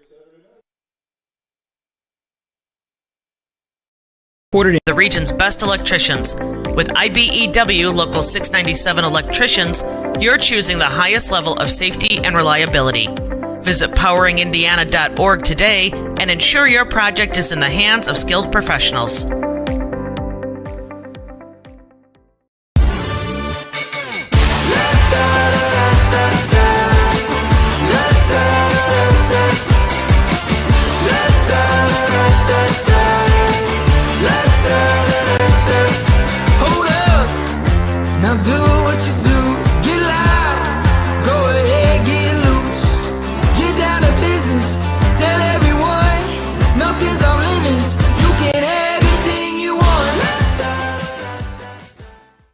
Armed with a rich history of family ownership and a workforce that's committed to putting people first, Centier Bank fosters a workplace of community building, philanthropy, and financial education. A long-lasting legacy of family ownership dedicated to generations of clients is what sets Centier apart. Trust the integrity, experience, and personal service of Centier, Indiana's largest private family-owned bank. For more information, go to Centier.com. To everyone who enjoys a feel-good meal, we're crafting one for you, Wisconsin style. We're talking handcrafted, cooked to order. Scoop to perfection goodness. More like greatness. A snuggle up in the booth. Welcome back to the bottom of the 6th here at Legacy Fields. We're going to see Drew Costiba lead off against Chase Buse, and he'll take strike 1 right down the middle there. Chase Buse still working quickly. The 0-1 pitch in the dirt and outside, ball 1. Yeah, we're continuing to see this, not getting off of his flow at all. Already still working very fast. 1-1 here. Popped high and back over the screen and out of play. 1-2 count, and that went off. Did that go off the top of the press box? I think that it did. sounded very loud from in here. And it's 1-2. It's like thunder outside. It looks like it hit the front over there by the guys running the scoreboard and stuff over there, and it bounced into the bleachers. Chase Buse Working on a 1-2 count to Drew Costiba. Here's the payoff. Inside, almost hits him, not quite. It'll be 2 balls, 2 strikes with nobody out here. And I think Drew Costiba very easily could have gotten away with leaning into that one a little bit. And he'll drop in a strike 3 off the curveball, freezes Costiba, and sits him down on strikes for the first out of the inning. Yep, so Chase is working like he did in the last inning, working quickly, getting strikes. Aslan Farinelli with a single in the 4th, trying to get back on the base paths here. Takes strike 1 on the inside corner from the fastball of Chase Buse. 0-1 pitch. Goes to a curveball, low and outside. It'll be 1-1. Wanted to swing at that one. Decided not to. That good check there from Farinelli. Would have been an easy pitch to swing at, and he came pretty close to doing it. Takes the 1-1 inside for ball 2. See if Farinelli can get something going. Corndogs' offense was been slowed down. 2-1 from Chase Buse. Drops in another curveball for strike 2, and that bender is dirty, freezing Corndogs hitters left and right. 2-2 payoff from Chase Buse. Tries to go to it again. Farinelli will take it off his arm guard and head on down to first base with 1 out here in the 6th. There you go. That might throw him off of his groove he's had going. Not only the base runner, but also, hitting a batter. Doesn't help too much either. Braylon Holland going to step to the plate now with a man on first, trying to widen the gap here for the Corndogs. Corndogs hanging on to a 5-4 lead over the Little Calumet Beavers.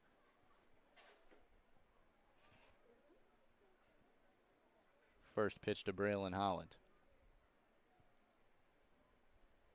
Farinelli with a decent lead over there at first. First pitch to Holland. Strike 1 on the outside corner.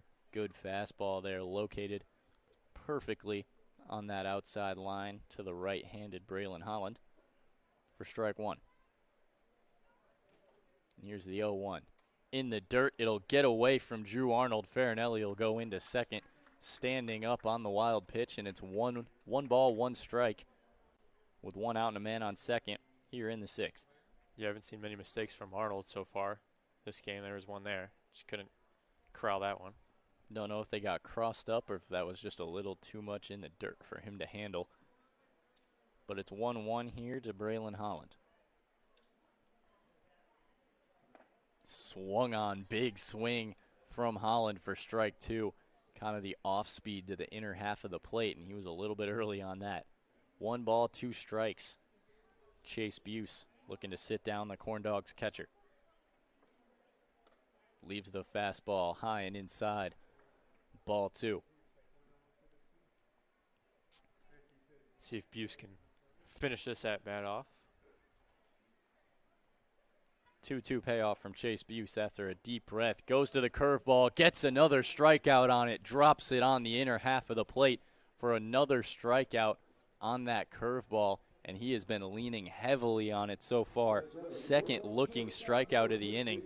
Now he's going to face Max Finn with a man on second and 2 outs. Finn with a double and a single so far tonight in 3 plate appearances. Now with a man on second, takes ball 1 inside and low. Yeah, let's see if we can keep that going. Get Farinelli to come all the way home, extend this lead a little bit. Chase Buse taking a minute to reset. Now we'll see the 1-0. Gets the outside corner on the fastball, and that outside corner to the righties just seems to be getting further and further out. Getting generous with it, but he's giving it to both teams. Yep, Buse is definitely working a lot slower than he has been. 1-1 from Buse. Tries to go outside again, leaves it a little high. 2 balls, 1 strike to Max Finn. 2 outs in the 6th for Buse, trying to hold the Corndogs where they are and keep this game within reach, which it very much is at only 1 run. Farinelli will take off. This ball will be grounded to Lennox Estrama at second base throw to first in time, nice and easy to end the inning. They get out of it with no damage done. Corndogs still lead it 5-4. We'll head to the top of the 7th. You're listening to Corndogs Baseball on Jet TV and Region Sports Network. Headquartered in Maryville, Indiana, Centier Bank continues to play a pivotal role in every community we serve. Beginning with a single location in 1895 to serving 13 counties across Indiana, Centier Bank has championed a workplace of community building, philanthropy, and financial education to enrich the lives of individuals and businesses in the communities we serve. Our promise for a better tomorrow for generations to come is what sets Centier apart. Centier Bank, Indiana's largest private family-owned bank. If you're thinking of finishing your basement, installing outdoor security cameras, or your business has plans to break ground on a new project in 2024, Powering Indiana Lake County is your source for the region's best electricians. With IBEW Local 697 electricians, you're choosing the highest level of safety and reliability.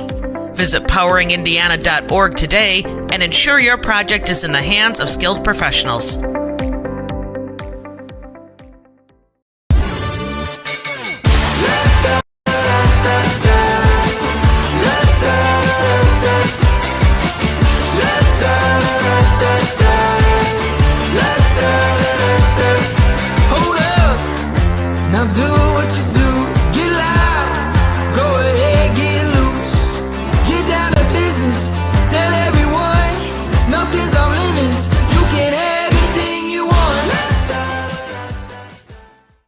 Armed with a rich history of family ownership and a workforce that's committed to...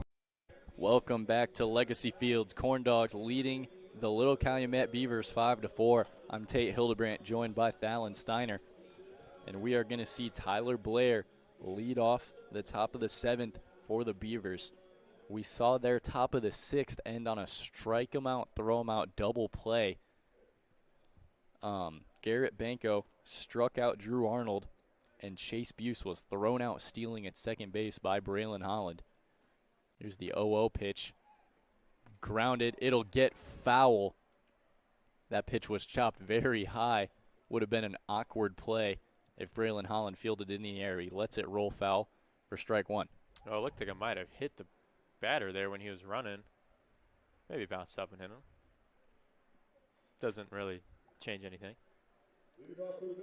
Garrett Banco gets ahead 0-1 to Tyler Blair. Walked him once, struck him out once. See what he does the third time around. 0-1 pitch, goes to the chase slider, just off the plate, ball one. See Banco, he sometimes works quickly. 1-1 from Banco. Goes to the chase slider again. That's such a sharp break, but Tyler Blair manages to lay off of it there. Yeah, the discipline by the Beavers is definitely being challenged so far tonight. 2-1 from Banco. Fastball right down the middle but high, and it's a 3-1 count now to Tyler Blair. See if he can throw a nice fastball for a strike maybe. 3-1 from Banco. This one popped high and foul down the right field line. He works to a full count. Banco been effective but not efficient so far, working into a lot of deep counts, and it hasn't hurt him in anything but his pitch count, only giving up 1 run through 3 innings of work so far. Full count to Tyler Blair. Fastball swung on and missed. Got him swinging after working to a full count for 1 away here in the top of the 7th. There you go. He keeps getting what he wants. He keeps fighting back, getting that full count. That was that fastball. Gets another strikeout. That'll bring up Michael Gergen, shortstop so far for the Beavers. 0 for 2 tonight. We'll see if Garrett Banco can keep him that way. Here's the first pitch. Fastball right down the middle, strike one, and it doesn't get much prettier than that. Yeah, he's got some good stuff he's throwing tonight. 0-1 from Garrett Banco. Goes to it again, just low, ball one. It's a 1-1 count here. Hey, guess what, Tate? Ace is wild, not deuce is wild. One My ball. favorite count, 1-1-1. 1 ball, 1 strike to Michael Gergen. Slider, what a pitch. He leaves it just low, ball 2. And that thing moves a ton. That is some nice movement on that slider. 2-1 to Michael Gorgon. Fastball fouled down the right field line, and it moves to 2-2. Big challenge fastball, outer half of the plate. Michael Gergen just sends it down the right field line out of play. 2-2 count now. Got to protect if you're Michael Gorgon here. The 2-2. Fastball right down the middle, fouled back out of play again. Still 2-2. And even in a 2-2 count, making Garrett Banco throw a lot of pitches has been the Beavers' MO so far. Been doing it all night. Continue to do it. Banco's been finishing them off, though, more recently. 2-2 count. Slider in the dirt. Ball 3. Works to another full count. See if he can replicate what he did to the last batter and draw a full count strikeout here. See if we can get that fastball. 3-2 payoff from Banco. Driven into right field. This will get down in the corner. Gorgon streaking for second, and he'll hold up there. It's a full count, 1 out double for Michael Gorgon. We have a man on second for the leadoff man, sizzling hot at the plate in Joel Harrell. Harrell with 2 singles and a double on the night, scored twice. And now with a man in scoring position, we might see the end of Garrett Banco, or we're just going to see if Coach Huseman, nope, he's going to hand over the ball. Wonder who we're going to see come in here. Didn't see any action in the bullpen. No, I didn't see any either. See what happens here. Who is going to take the mound for the Corndogs? And this is going to be number 32, Owen Wakowiak, listed as having a rest day on the Corndogs roster, but he's coming out here to try to hang on to this 5-4 lead for the Corndogs. We'll be right back. You're listening to Corndogs Baseball on Jet TV and Region Sports Network. Committed to putting people first, Centier Bank fosters a workplace of community building, philanthropy, and financial education. A long-lasting legacy of family ownership dedicated to generations of clients is what sets Centier apart. Trust the integrity, experience, and personal service of Centier, Indiana's largest private family-owned bank. For more information, go to Centier.com. To everyone who enjoys a feel-good meal, we're crafting one for you, Wisconsin style. We're talking handcrafted, cooked to order. Scoop to perfection goodness. More like greatness. A snuggle up in the booth, share a bite kind of meal. A fill you up, heart and soul kind of meal. Come treat someone you love to a meal they're sure to love. One always served with a smile. That comes from the heart. From Wisconsin with love. Welcome to Delicious! Play a pivotal role in every community we serve. Beginning with a single location in 1895 to serving 13 counties across Indiana, Centier Bank has championed a workplace of community building, philanthropy, and financial education to enrich the lives of individuals and businesses in the communities we serve. Our promise for a better tomorrow for generations to come is what sets Centier apart. Centier Bank, Indiana's largest private family-owned bank. If you're thinking of finishing your basement, installing outdoor security cameras, or your business has plans to break ground on a new project in 2024, Powering Indiana Lake County is your source for the region's best electricians. With IBEW Local 697 electricians, you're choosing the highest level of safety and reliability. Visit poweringindiana.org today and ensure your project is in the hands of skilled professionals.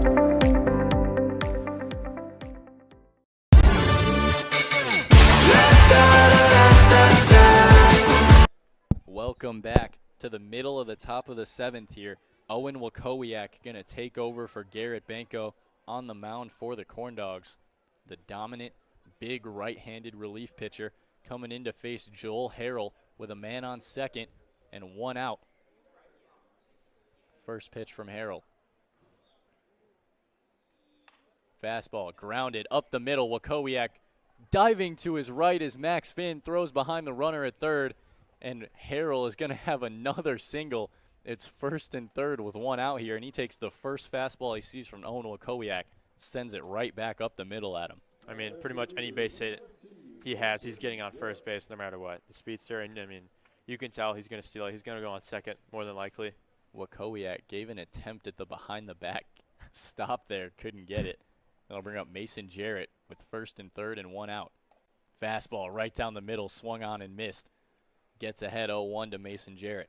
Hey, you know, maybe if he was a little bit shorter, his glove would have gone down a little bit more. Would have got that one. 6'5", 220 is Owen Wakowiak, pitches for Purdue Northwest during the school year. This fastball fouled back over the screen, 0-2. And Wakowiak quickly ahead of Mason Jarrett here. Surprised we haven't seen a steal attempt yet. Maybe wanting to see what the pickoff move of Owen Wakowiak looks like before he takes off. Payoff here from Mason Jarrett. There goes Harrell, and it's fouled back over the screen. He'll stay alive 0-2, and Harrell is going to turn around and head back to first base. Yeah, Wakowiak's not even checking on first base that much. Just a little bit of a look over his shoulder right before he throws the pitch, but maybe he just knows that he's going to run no matter what. Harrell's going to run no matter what. Saw this a couple times in the first. Harrell trying to steal and Jarrett fouling off pitches. So we're going to see another 0-2 from Wakowiak. Slider swung on and missed. Throw down to second. Gets past Max Finn. That's going to tie the ball game as Michael Gergen comes home to score from third. It's 5-5. Joel Harrell goes into second safely, but Owen Wakowiak picks up the strikeout on Mason Jarrett. There's now 2 away here in this top of the 7th in a 5-5 ball game. Now, if you're Holland, do you make that decision to even try to throw to second base, knowing that you're likely not going to get him, letting up that run, because he was going to come home no matter what. I don't think they're going to get him, whether or not that ball was caught. No, with the arm of Max Finn, I think if he had stopped the ball, he would have been able to at least hold him at third. This pitch from Wakowiak popped up. Might have a chance at it. No, it'll get out of play down the right field line. He'll quickly get ahead of Moses Vasquez, 0-1 here. Like I was saying, I think if Max Finn catches that, I don't know that the run scores, but it just skipped off the glove of Finn into left center field. Gergen went in easily. Yeah, we've seen that a lot tonight from Holland. Usually a pretty good catcher, has a nice big arm, has missed a couple of those throws, and it's usually always running on second base. 0-1 here from Wakowiak. Fastball down the middle. This one popped up. Going to get out of play down the right field line, and Wakowiak ahead 0-2. Almost the same spot that foul ball was back-to-back. See if Wakowiak can close this inning. It's only one run let up. Looking to get out of this with a tie ball game heading into the Corndogs' bottom of the 7th. Going to see the 0-2 payoff to Moses Vasquez. Extra hitter tonight for the little Calumet Beavers. Here's the pitch from Wakowiak. Slider, outer half of the zone, popped up. It's going to be Max Finn underneath and on the second base side. Makes the catch, ends the inning. Beavers put up 1. It's 5-5. We're going to head to the bottom of the 7th. You're listening to Corndogs Baseball on Jet TV and Region Sports Network.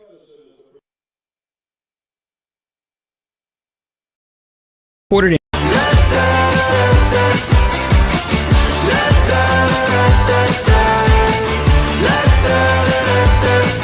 Hold up, now do what you do. Get loud, go ahead, get loose. Get down to business, tell everyone nothing's off limits. You can have anything you want. Armed with a rich history of family ownership and a workforce that's committed to putting people first, Sentier Bank fosters a workplace of community building, philanthropy, and financial education. A long-lasting legacy of family ownership dedicated to generations of clients is what sets Sentier apart. Trust the integrity, experience, and personal service of Sentier, Indiana's largest private family-owned bank. For more information, go to Sentier.com. To everyone who enjoys a feel-good meal, we're crafting one for you, Wisconsin style. We're talking handcrafted, cooked to order. Scoop to perfection goodness. More like greatness. A snuggle up in the booth, share a bite kind of meal. A fill you up, heart and soul kind of meal. Come treat someone you love to a meal they're sure to love. One always served with a smile. That comes from the heart. From Wisconsin with love. Welcome to Delicious!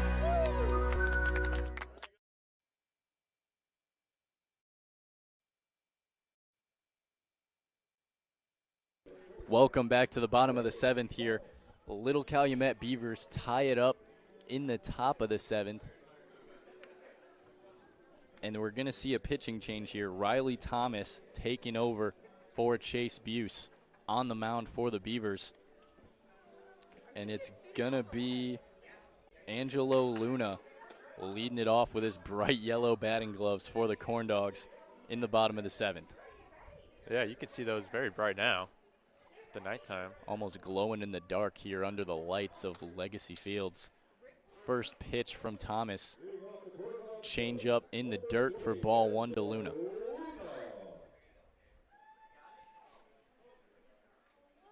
One-0 pitch to Luna now. Fastball inside, ball 2. Riley Thomas working pretty quick as well. Right-handed pitcher out of Indiana University South Bend. This one grounded up the middle, fielded by Michael Gergen, going up the middle, got it. Throw to first in time to get Angelo Luna, who is not a slouch on the base paths by any means, and there's one away here in the bottom of the 7th. Yeah, that was a good play there. Get that little spin, little twirl, make the play to first base. Gergen had a very good defensive day so far tonight. It'll bring up the left-handed John Connors with one away here.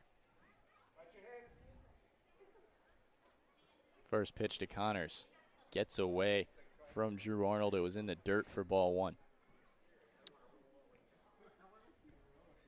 See how Thomas already with the 1 out getting into this game. Tie ball game. 1-0 here to Connors. Fastball inside for ball 2. Connors had a slow day at the plate, not as effective as we're used to seeing. Looking to turn it around here in a big spot for the Corndogs. Takes ball 3 on the outside corner, and it's 3-0. Yeah, it's hard to turn around if you're not going to get a single strike thrown at you. 3-0. Taken outside for ball 4. Very close pitch there. Connors stayed in the box thinking it was a strike, but he'll walk on down to first base.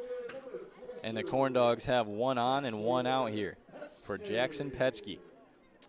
Yeah, let's see if we can start something in the bottom of the 7th inning. Get a little rally going, take the lead. Petchke also had a rough night at the plate, 0 for 3. Maybe he can have the same fate as John Connors, find his way on here with 1 out. Takes a fastball inside for strike 1.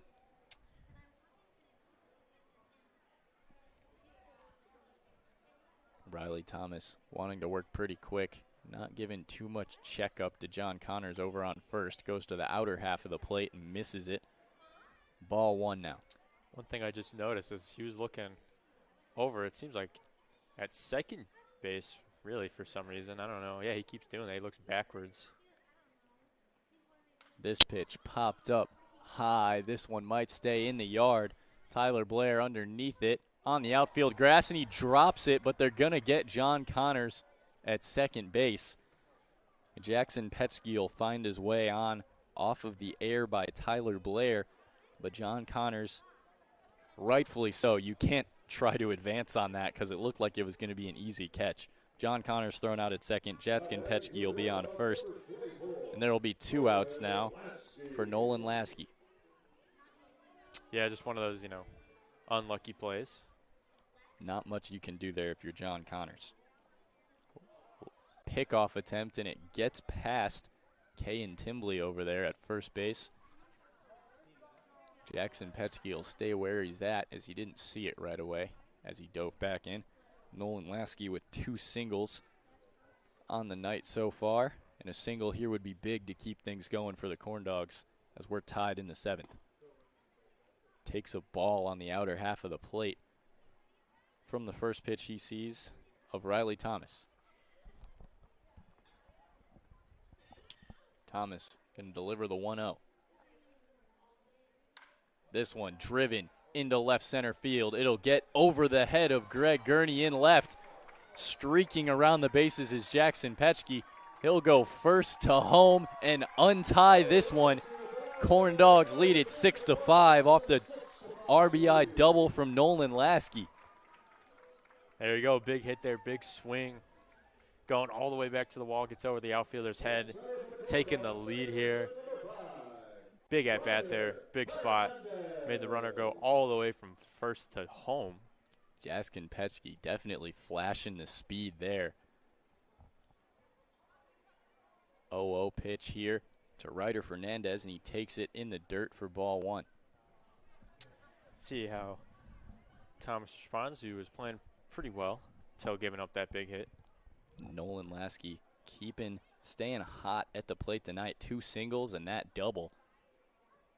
Now on base for Ryder Fernandez as he takes ball 2 off the plate outside on the slider. See if Riley Thomas can settle down here, get this final out of the inning.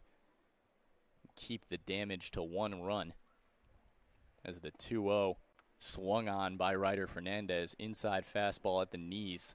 He swung through it for strike 1. Yeah, already took one out of the park earlier in today's game. 2-run home run to tie things at 2 in the Corndogs' bottom of the 2nd. Now looking to tack on another one as it's 6-5. Not sure what the umpire was signaling there, but there was a little bit of stoppage of play. Now we'll see the 1-2 from Riley Thomas to Ryder Fernandez. Changeup, that was a very good pitch and a good defensive swing to foul that straight into the ground from Fernandez. That had a lot of movement coming back to the arm side of Riley Thomas. And if he didn't swing, I think that was going to be one of the more disgusting strikeouts that I've ever seen on a changeup. Yeah, good discipline there to get a tip of it. Keep the at bat going, see if he gets rewarded for it. We'll see the 1-2 again from Riley Thomas, taking a long look in to get the sign from Drew Arnold. And here's the pitch. Fastball in the dirt and outside. Ball 2. And that is our 8th, right? 8th deuces wild of the game. Yeah, 8th deuces wild of the game here in the 7th. We could be looking at a record breaker here tonight. 2-2 now from Riley Thomas. Here's the pitch in the dirt. And it's going to be a full count worked by Ryder Fernandez with a man on second and 2 outs here in the 7th. Trying to keep this rally alive for the Corndogs. Riley Thomas looking to end the inning on this pitch. Fastball in the dirt, and Ryder Fernandez draws the walk. It'll be first and second with 2 outs for Drew Costiba. It's got to be deflating there for Thomas. Getting ahead of the count, thinking you're getting out of it. Loses control of that fastball there. Throws it into almost into the dirt. Drew Costiba 0 for 3 with a walk in the 2nd. With 2 men on here and 2 outs. First pitch he sees, swings through it. Strike 1, change up lower half of the zone from Thomas to get ahead of Drew Costiba. Umpire is brushing off home plate.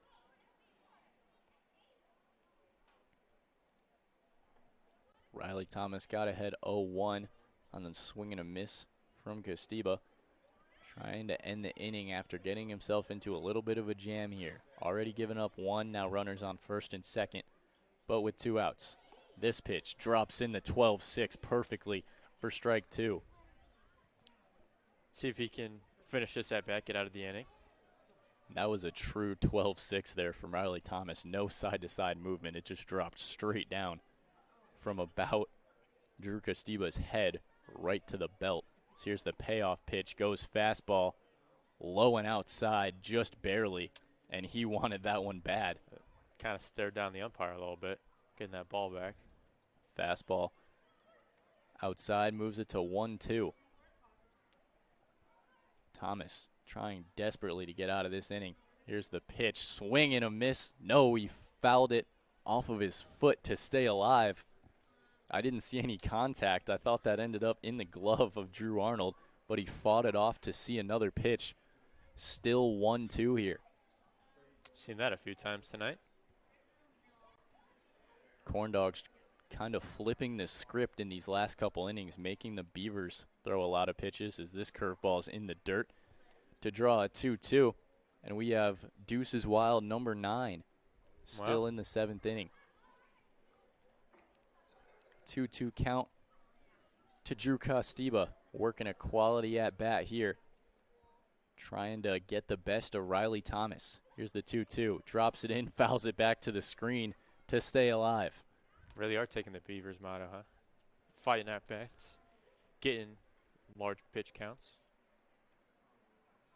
Trying to tack on a couple more here if you're the Corndogs, holding a 1-run lead in the bottom of the 7th. As here's the 2-2 from Riley Thomas, a little bit of a quick pitch, and he spikes the fastball to make this a full count with 2 outs for Drew Costiba. Now this is a huge pitch right here. If you're Thomas, to either get out of this or get bases loaded or let up any runs. 3-2 pitch. Fastball ripped foul down the third base line, and that could have scored Nolan Lasky from second if it were about 6 inches more into the field. That one was very close. Good contact there from Drew Costiba. Yeah, Thomas definitely had a nice breath of fresh air there after that. Just nervous that he's about to let up another run. Gonna see the 3-2 again. Here it goes. Swung on and missed. Riley Thomas will get out of the inning with only 1. Corndogs take the lead 6-5. We head to the top of the 8th. You're listening to Corndogs Baseball on Jet TV and Region Sports Network. Headquartered in Maryville, Indiana, Centier Bank continues to play a pivotal role in every community we serve. Beginning with a single location in 1895 to serving 13 counties across Indiana, Centier Bank has championed a workplace of community building, philanthropy, and financial education to enrich the lives of individuals and businesses in the communities we serve. Our promise for a better tomorrow for generations to come is what sets Centier apart. Centier Bank, Indiana's largest private family-owned bank. If you're thinking of finishing your basement, installing outdoor security cameras, or your business has plans to break ground on a new project in 2024, Powering Indiana Lake County is your source for the region's best electricians. With IBEW Local 697 electricians, you're choosing the highest level of safety and reliability. Visit poweringindiana.org today and ensure your project is in the hands of skilled professionals.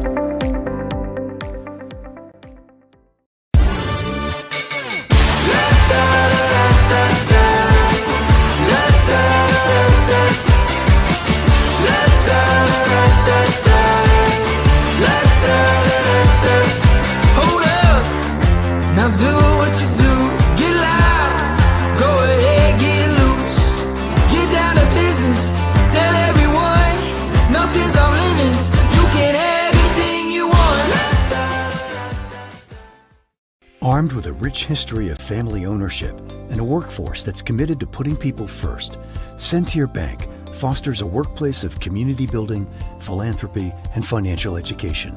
A long-lasting legacy of family ownership dedicated to generations of clients is...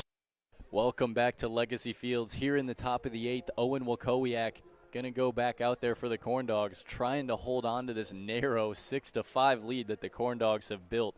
It's going to be Greg Guernsey taking the plate for the Little Calumet Beavers.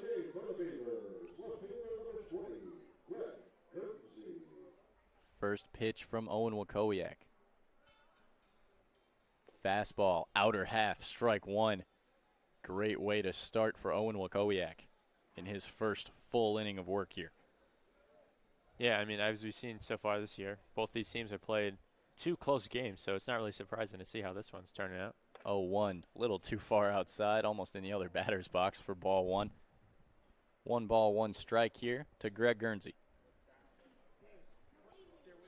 Guernsey, a homer in the first and a walk in the 5th. Not much else doing from the plate. as this one, he gets sawed off on the curveball. It's John Connors coming across the field, throw to first, not in time. Great stretch by Nolan Lasky, almost went into a split, but the speed of Greg Guernsey lands himself an infield base hit. Yeah, I mean, not much you could do there. The speed I've been talking about for the Beavers all night has been showing up. That ball just chopped a little too high for John Connors to get there in time, and it gave Guernsey time to leg it out. And that'll bring up Lennox Estrama, second baseman today, for the Little Calumet Beavers.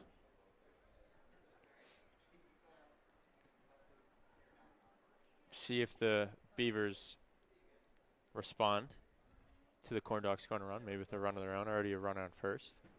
Very speedy Greg Guernsey on first base for Lennox Estrama with nobody out. A little bit of a quick pitch from Owen Wakowiak, but he leaves it in the dirt for ball one. Yeah, I've noticed Wakowiak really doesn't even, every time there's a runner on first, he really doesn't check over too much. Has that little stare right before he's about to go into his windup, but that's about it. 1-0 pitch. Up and in, check swing from Estrama, but he does check it successfully, and it's 2 balls, no strikes, with nobody out and a man on first. 2-0 here. Fastball right down the middle for strike one. Wakowiak brings it back there. 2 balls, 1 strike. See. 2 balls, 1 strike. Pick to first, and it gets away from Nolan Lasky. Greg Guernsey will head for second easily. And it's still 2-1 to Lennox Estrama, now with a man on second, nobody out. Yeah, you know, there's a car horn going on. Maybe that's what threw him off there a little bit. That car alarm going off here at Legacy Fields. Let's hope it's not my car. 2 balls, 1 strike here. Wakowiak looking back at Greg Guernsey at second before delivering the pitch. Fastball, outer half of the plate, draws the swing from Estrama, and it's 2-2. Wakowiak looking to finish it off here. 2 balls, 2 strikes, nobody out.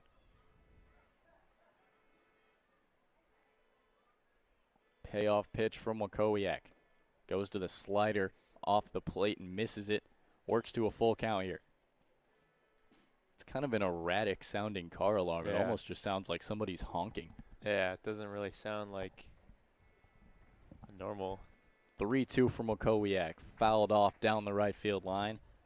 And Lennox Estrama will stay alive. Oh, now there's another car horn going off.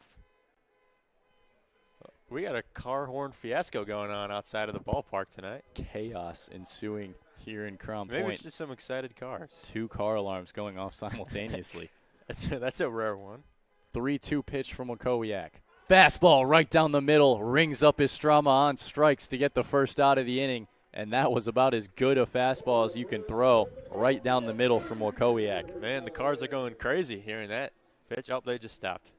You know what? They're just. Both of them cut out they simultaneously. Both cut out at the same time. Maybe they're just distracting him. That's all.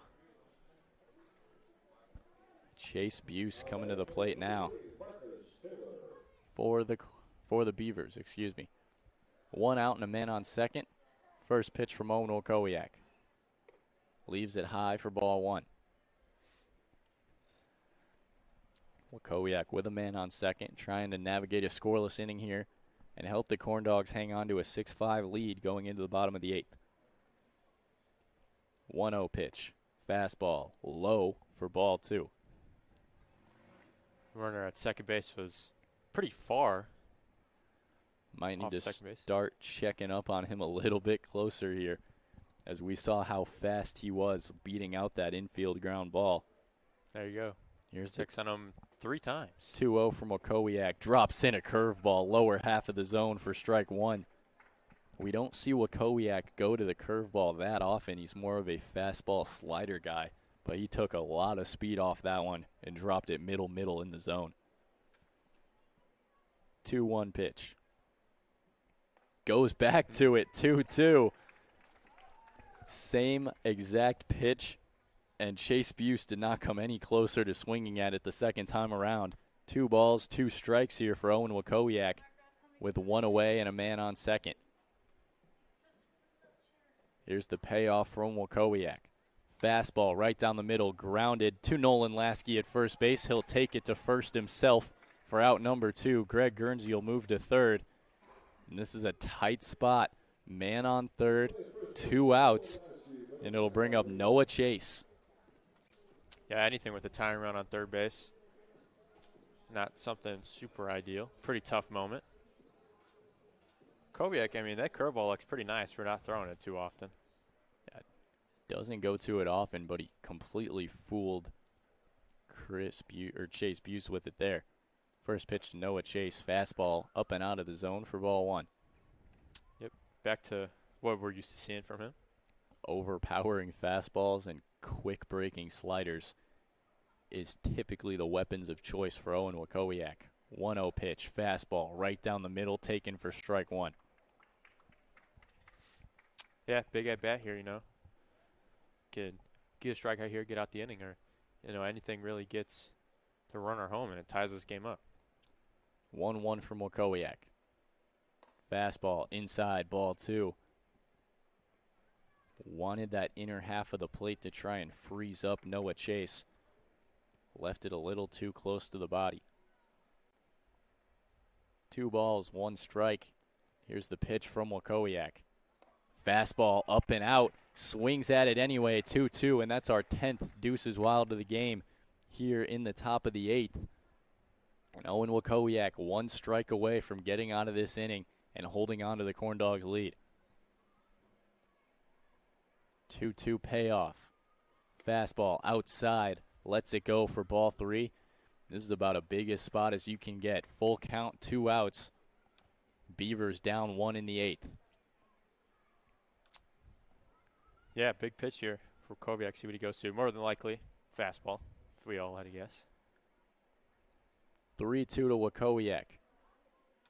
Fastball right down the middle. Fought it off to the fence on the right field line. Still 3-2. Noah Chase staying alive here.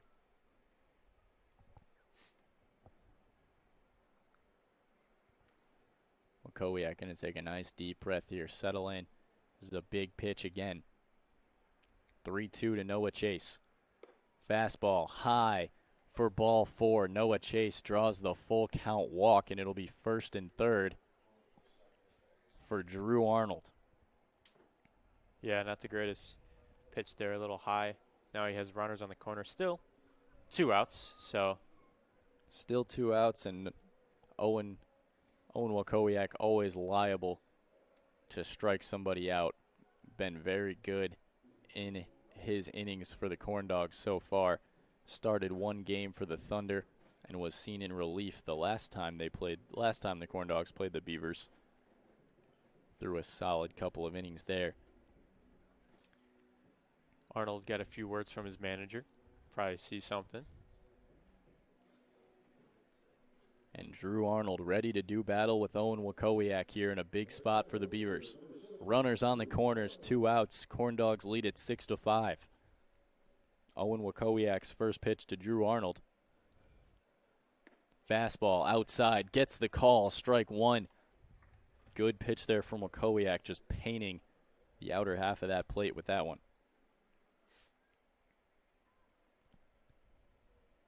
No balls, 1 strike. The pitch to Drew Arnold. This one popped back foul over the screen. And Wakowiak quickly ahead 0-2 on Drew Arnold with 2 outs here. Now another big pitch here for him. 1 pitch can get Wakowiak out of the jam.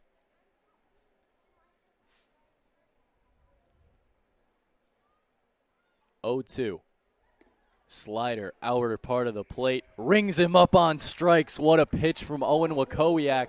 Navigates the scoreless frame to keep the Corndogs lead 6-5. We're heading to the bottom of the 8th. Corndogs lead it. You're listening to Corndogs Baseball on Jet TV and Region Sports Network.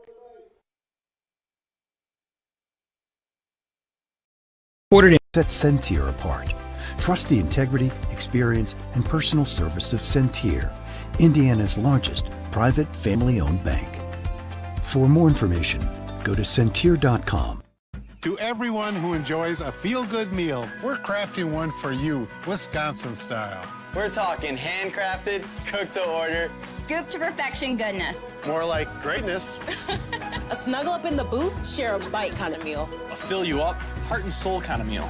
Come treat someone you love to a meal they're sure to love. One always served with a smile. That comes from the heart. From Wisconsin with love. Welcome to Delicious! Community we serve. Beginning with a single location in 1895 to serving 13 counties across Indiana, Centier Bank has championed a workplace of community building, philanthropy, and financial education to enrich the lives of individuals and businesses in the communities we serve. Our promise for a better tomorrow for generations to come is what sets Centier apart. Centier Bank, Indiana's largest private family-owned bank. If you're thinking of finishing your basement, installing outdoor security cameras, or your business has plans to break ground on a new project in 2024, Powering Indiana Lake County is your source for the region's best electricians. With IBEW Local 697 electricians, you're choosing the highest level of safety and reliability. Visit poweringindiana.org today and ensure your project is in the hands of skilled professionals.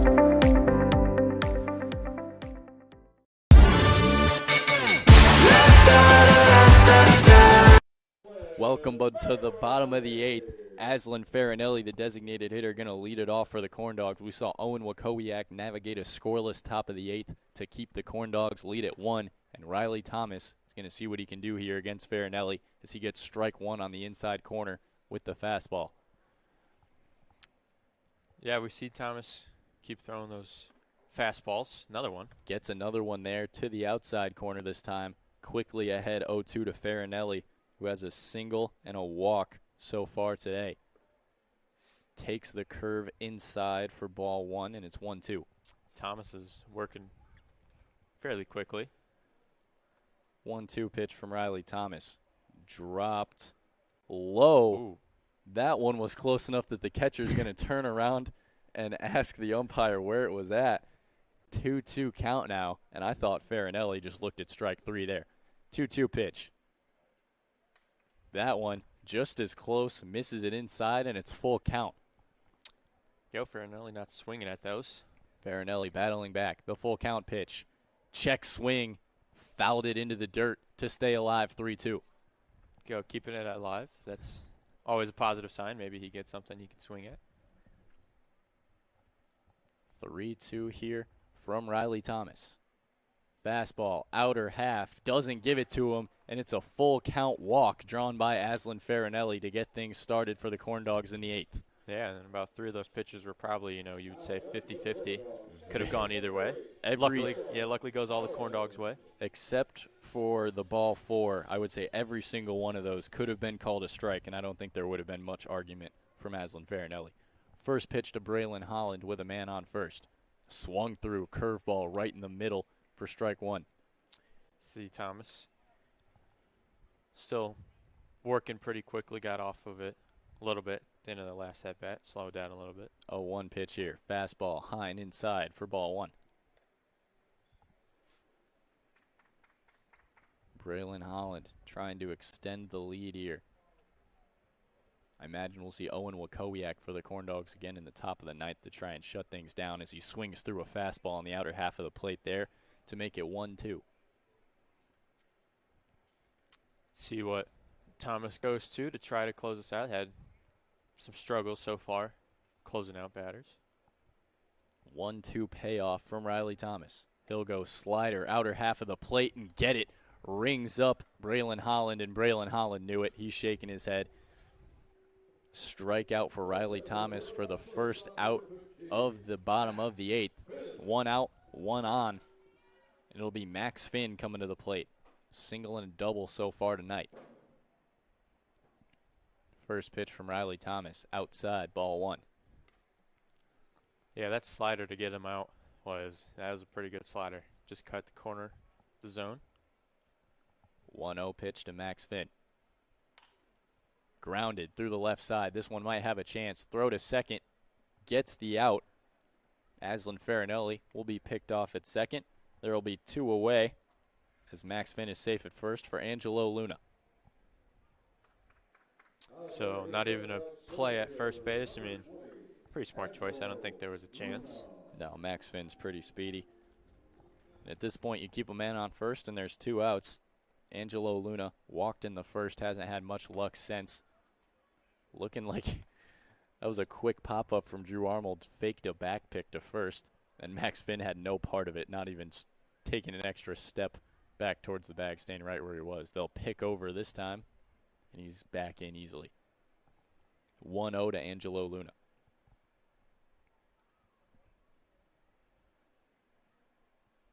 Here's the pitch. Leave it outside and low for ball 2. Giving Max Finn a little more attention than he was Aslan Farinelli over on first base. Checking up on him more often.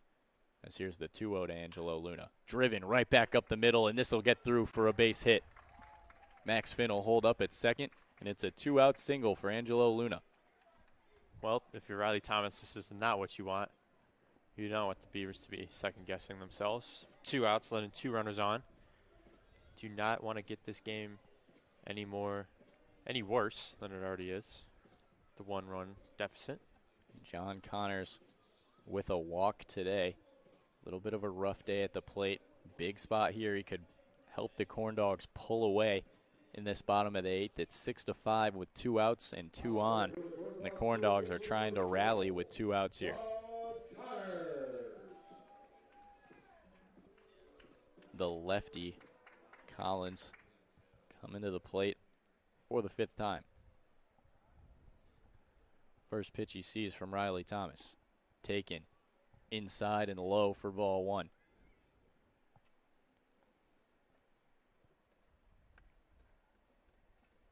Connors ready to see it. 1 ball, no strikes. Swung on, low fastball for strike 1. Good pitch there from Riley Thomas, keeping that one just out of reach of John Connors. Yeah, here we go, another big at-bat. We've had a few of those. Feels like Connors has had multiple already. In a close game like this, any at-bat is a big at-bat as he takes ball 2 low under the zone on the off-speed. 2 balls, 1 strike for John Connors. And he could change this game with 1 swing at the bat. We know Connors has a lot of power. 2-1. Fouls it back to the screen. It'll be 2-2. And I think we've officially tied our Corndogs record there we go. at 10 deuces wilds here in the bottom of the 8th. Yeah, we still got a whole inning to go, too, as well. We could be break the record. We could be record looking at a breakers breaker tonight. here. 2-2 count with 2 outs to John Collins. Riley Thomas trying to get out of the inning. The pitch fought off. Tried to go to the backdoor curveball, and Collins fought it foul down the left field line. I like the pitch selection there from Thomas, and I like that John Collins fought that off as well as he did. That can be a tough thing to do as a left-handed hitter facing a righty. 2-2 pitch again. Goes back to it. Fights it off again. Same result, just popped that one a little bit higher down the left field line, and it's still 2-2. Yeah, good job by Connors fighting that off. Keeping this at bat alive. Those are tough pitches to keep fighting on. Third 2-2 offering from Riley Thomas. Fastball down the middle, and it's laced over the head of Tyler Blair at third. Coming home is Max Finn, and it'll be an RBI single for John Collins with his first hit of the night, making it 7-5 Corndogs. Yeah, I mean, that's what happens when you keep fighting. And Get that pitch that you want. It's going to remain first and second for Jackson Petsky, still with 2 outs. Great piece of hitting there from John Connors. Took the off speed. He tried to go back to the off speed for the 3rd time in a row, and eventually that's going to hurt you as he lined that one right over the head of Tyler Blair at third. First pitch swung on by Jackson Petsky for strike 1.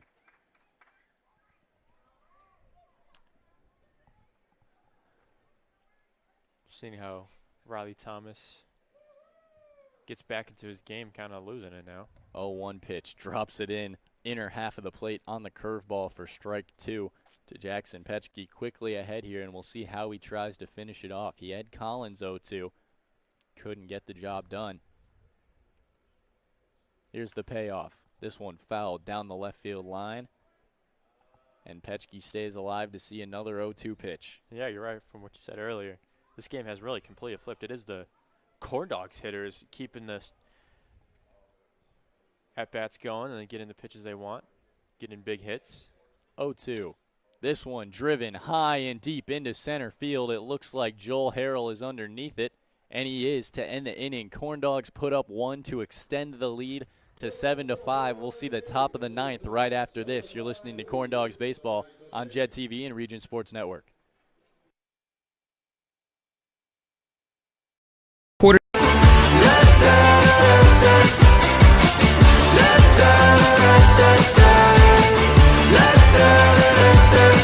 Hold up, now do what you do.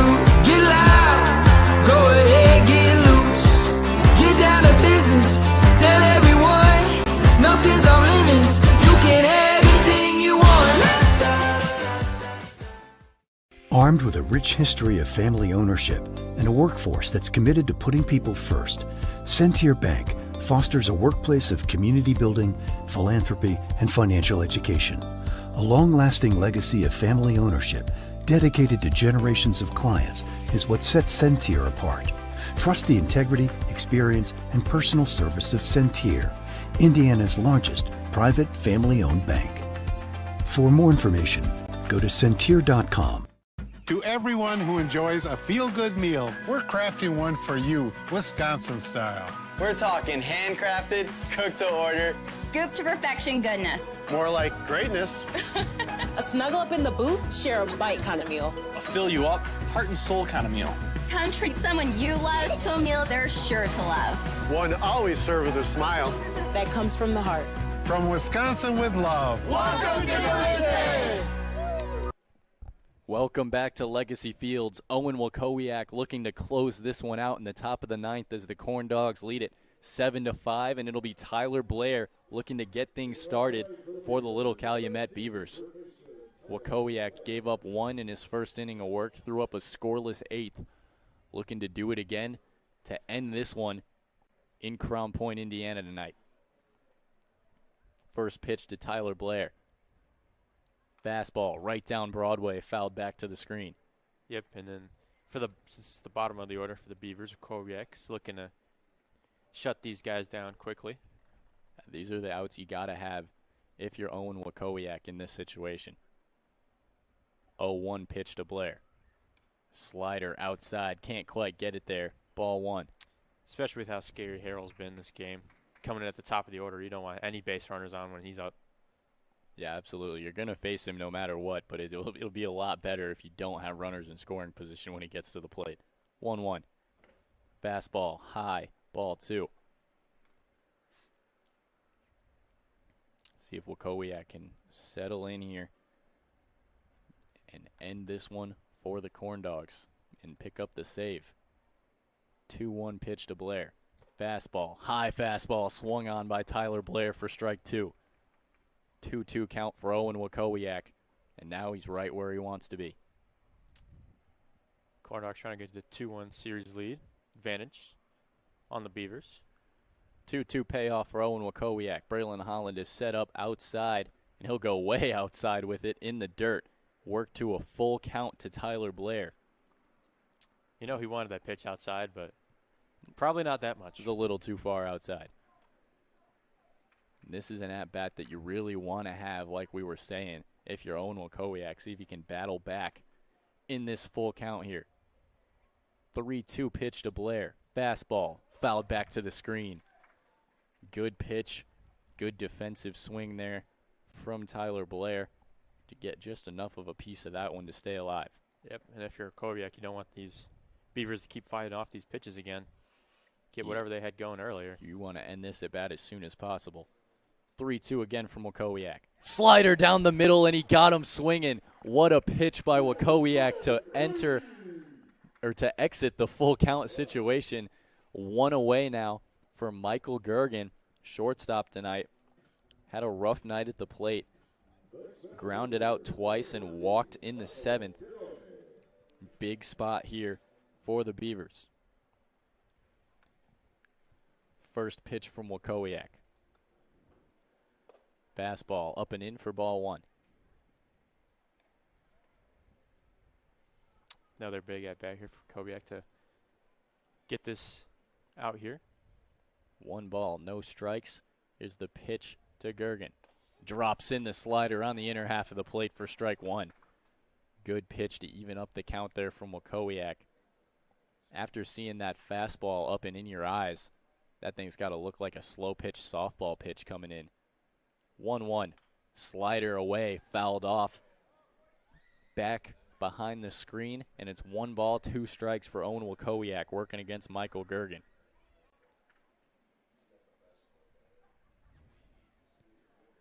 One ball, 2 strikes.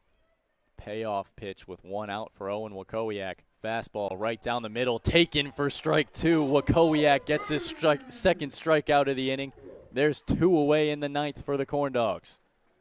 Yeah, well, Kobiak did what we asked him to do, get those first 2 batters out.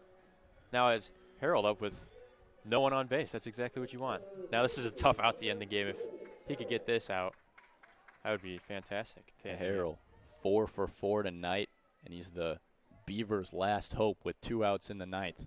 Goes to the slider outside, and he lets it go for ball 1. Good thing you have the 2-run lead, though, so this guy is not the winning run. Or the tying run, for that matter. 1-0 pitch to Joel Harrell. Drops in the slider, outer half of the plate, strike 1, taken from Joel Harrell. And it's one ball, 1 strike here with 2 outs.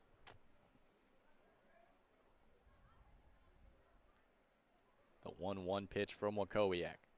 Fastball. Ooh. Fouled. Is that off the head of Braylon Hollins? Off the I head think it hit the umpire. Fouled off the umpire all the way back to the screen. It's 1-2. And the little Calumet Beavers are down to their last strike here in Legacy Fields. 1-2 pitch from Wakowiak working against Joel Harrell.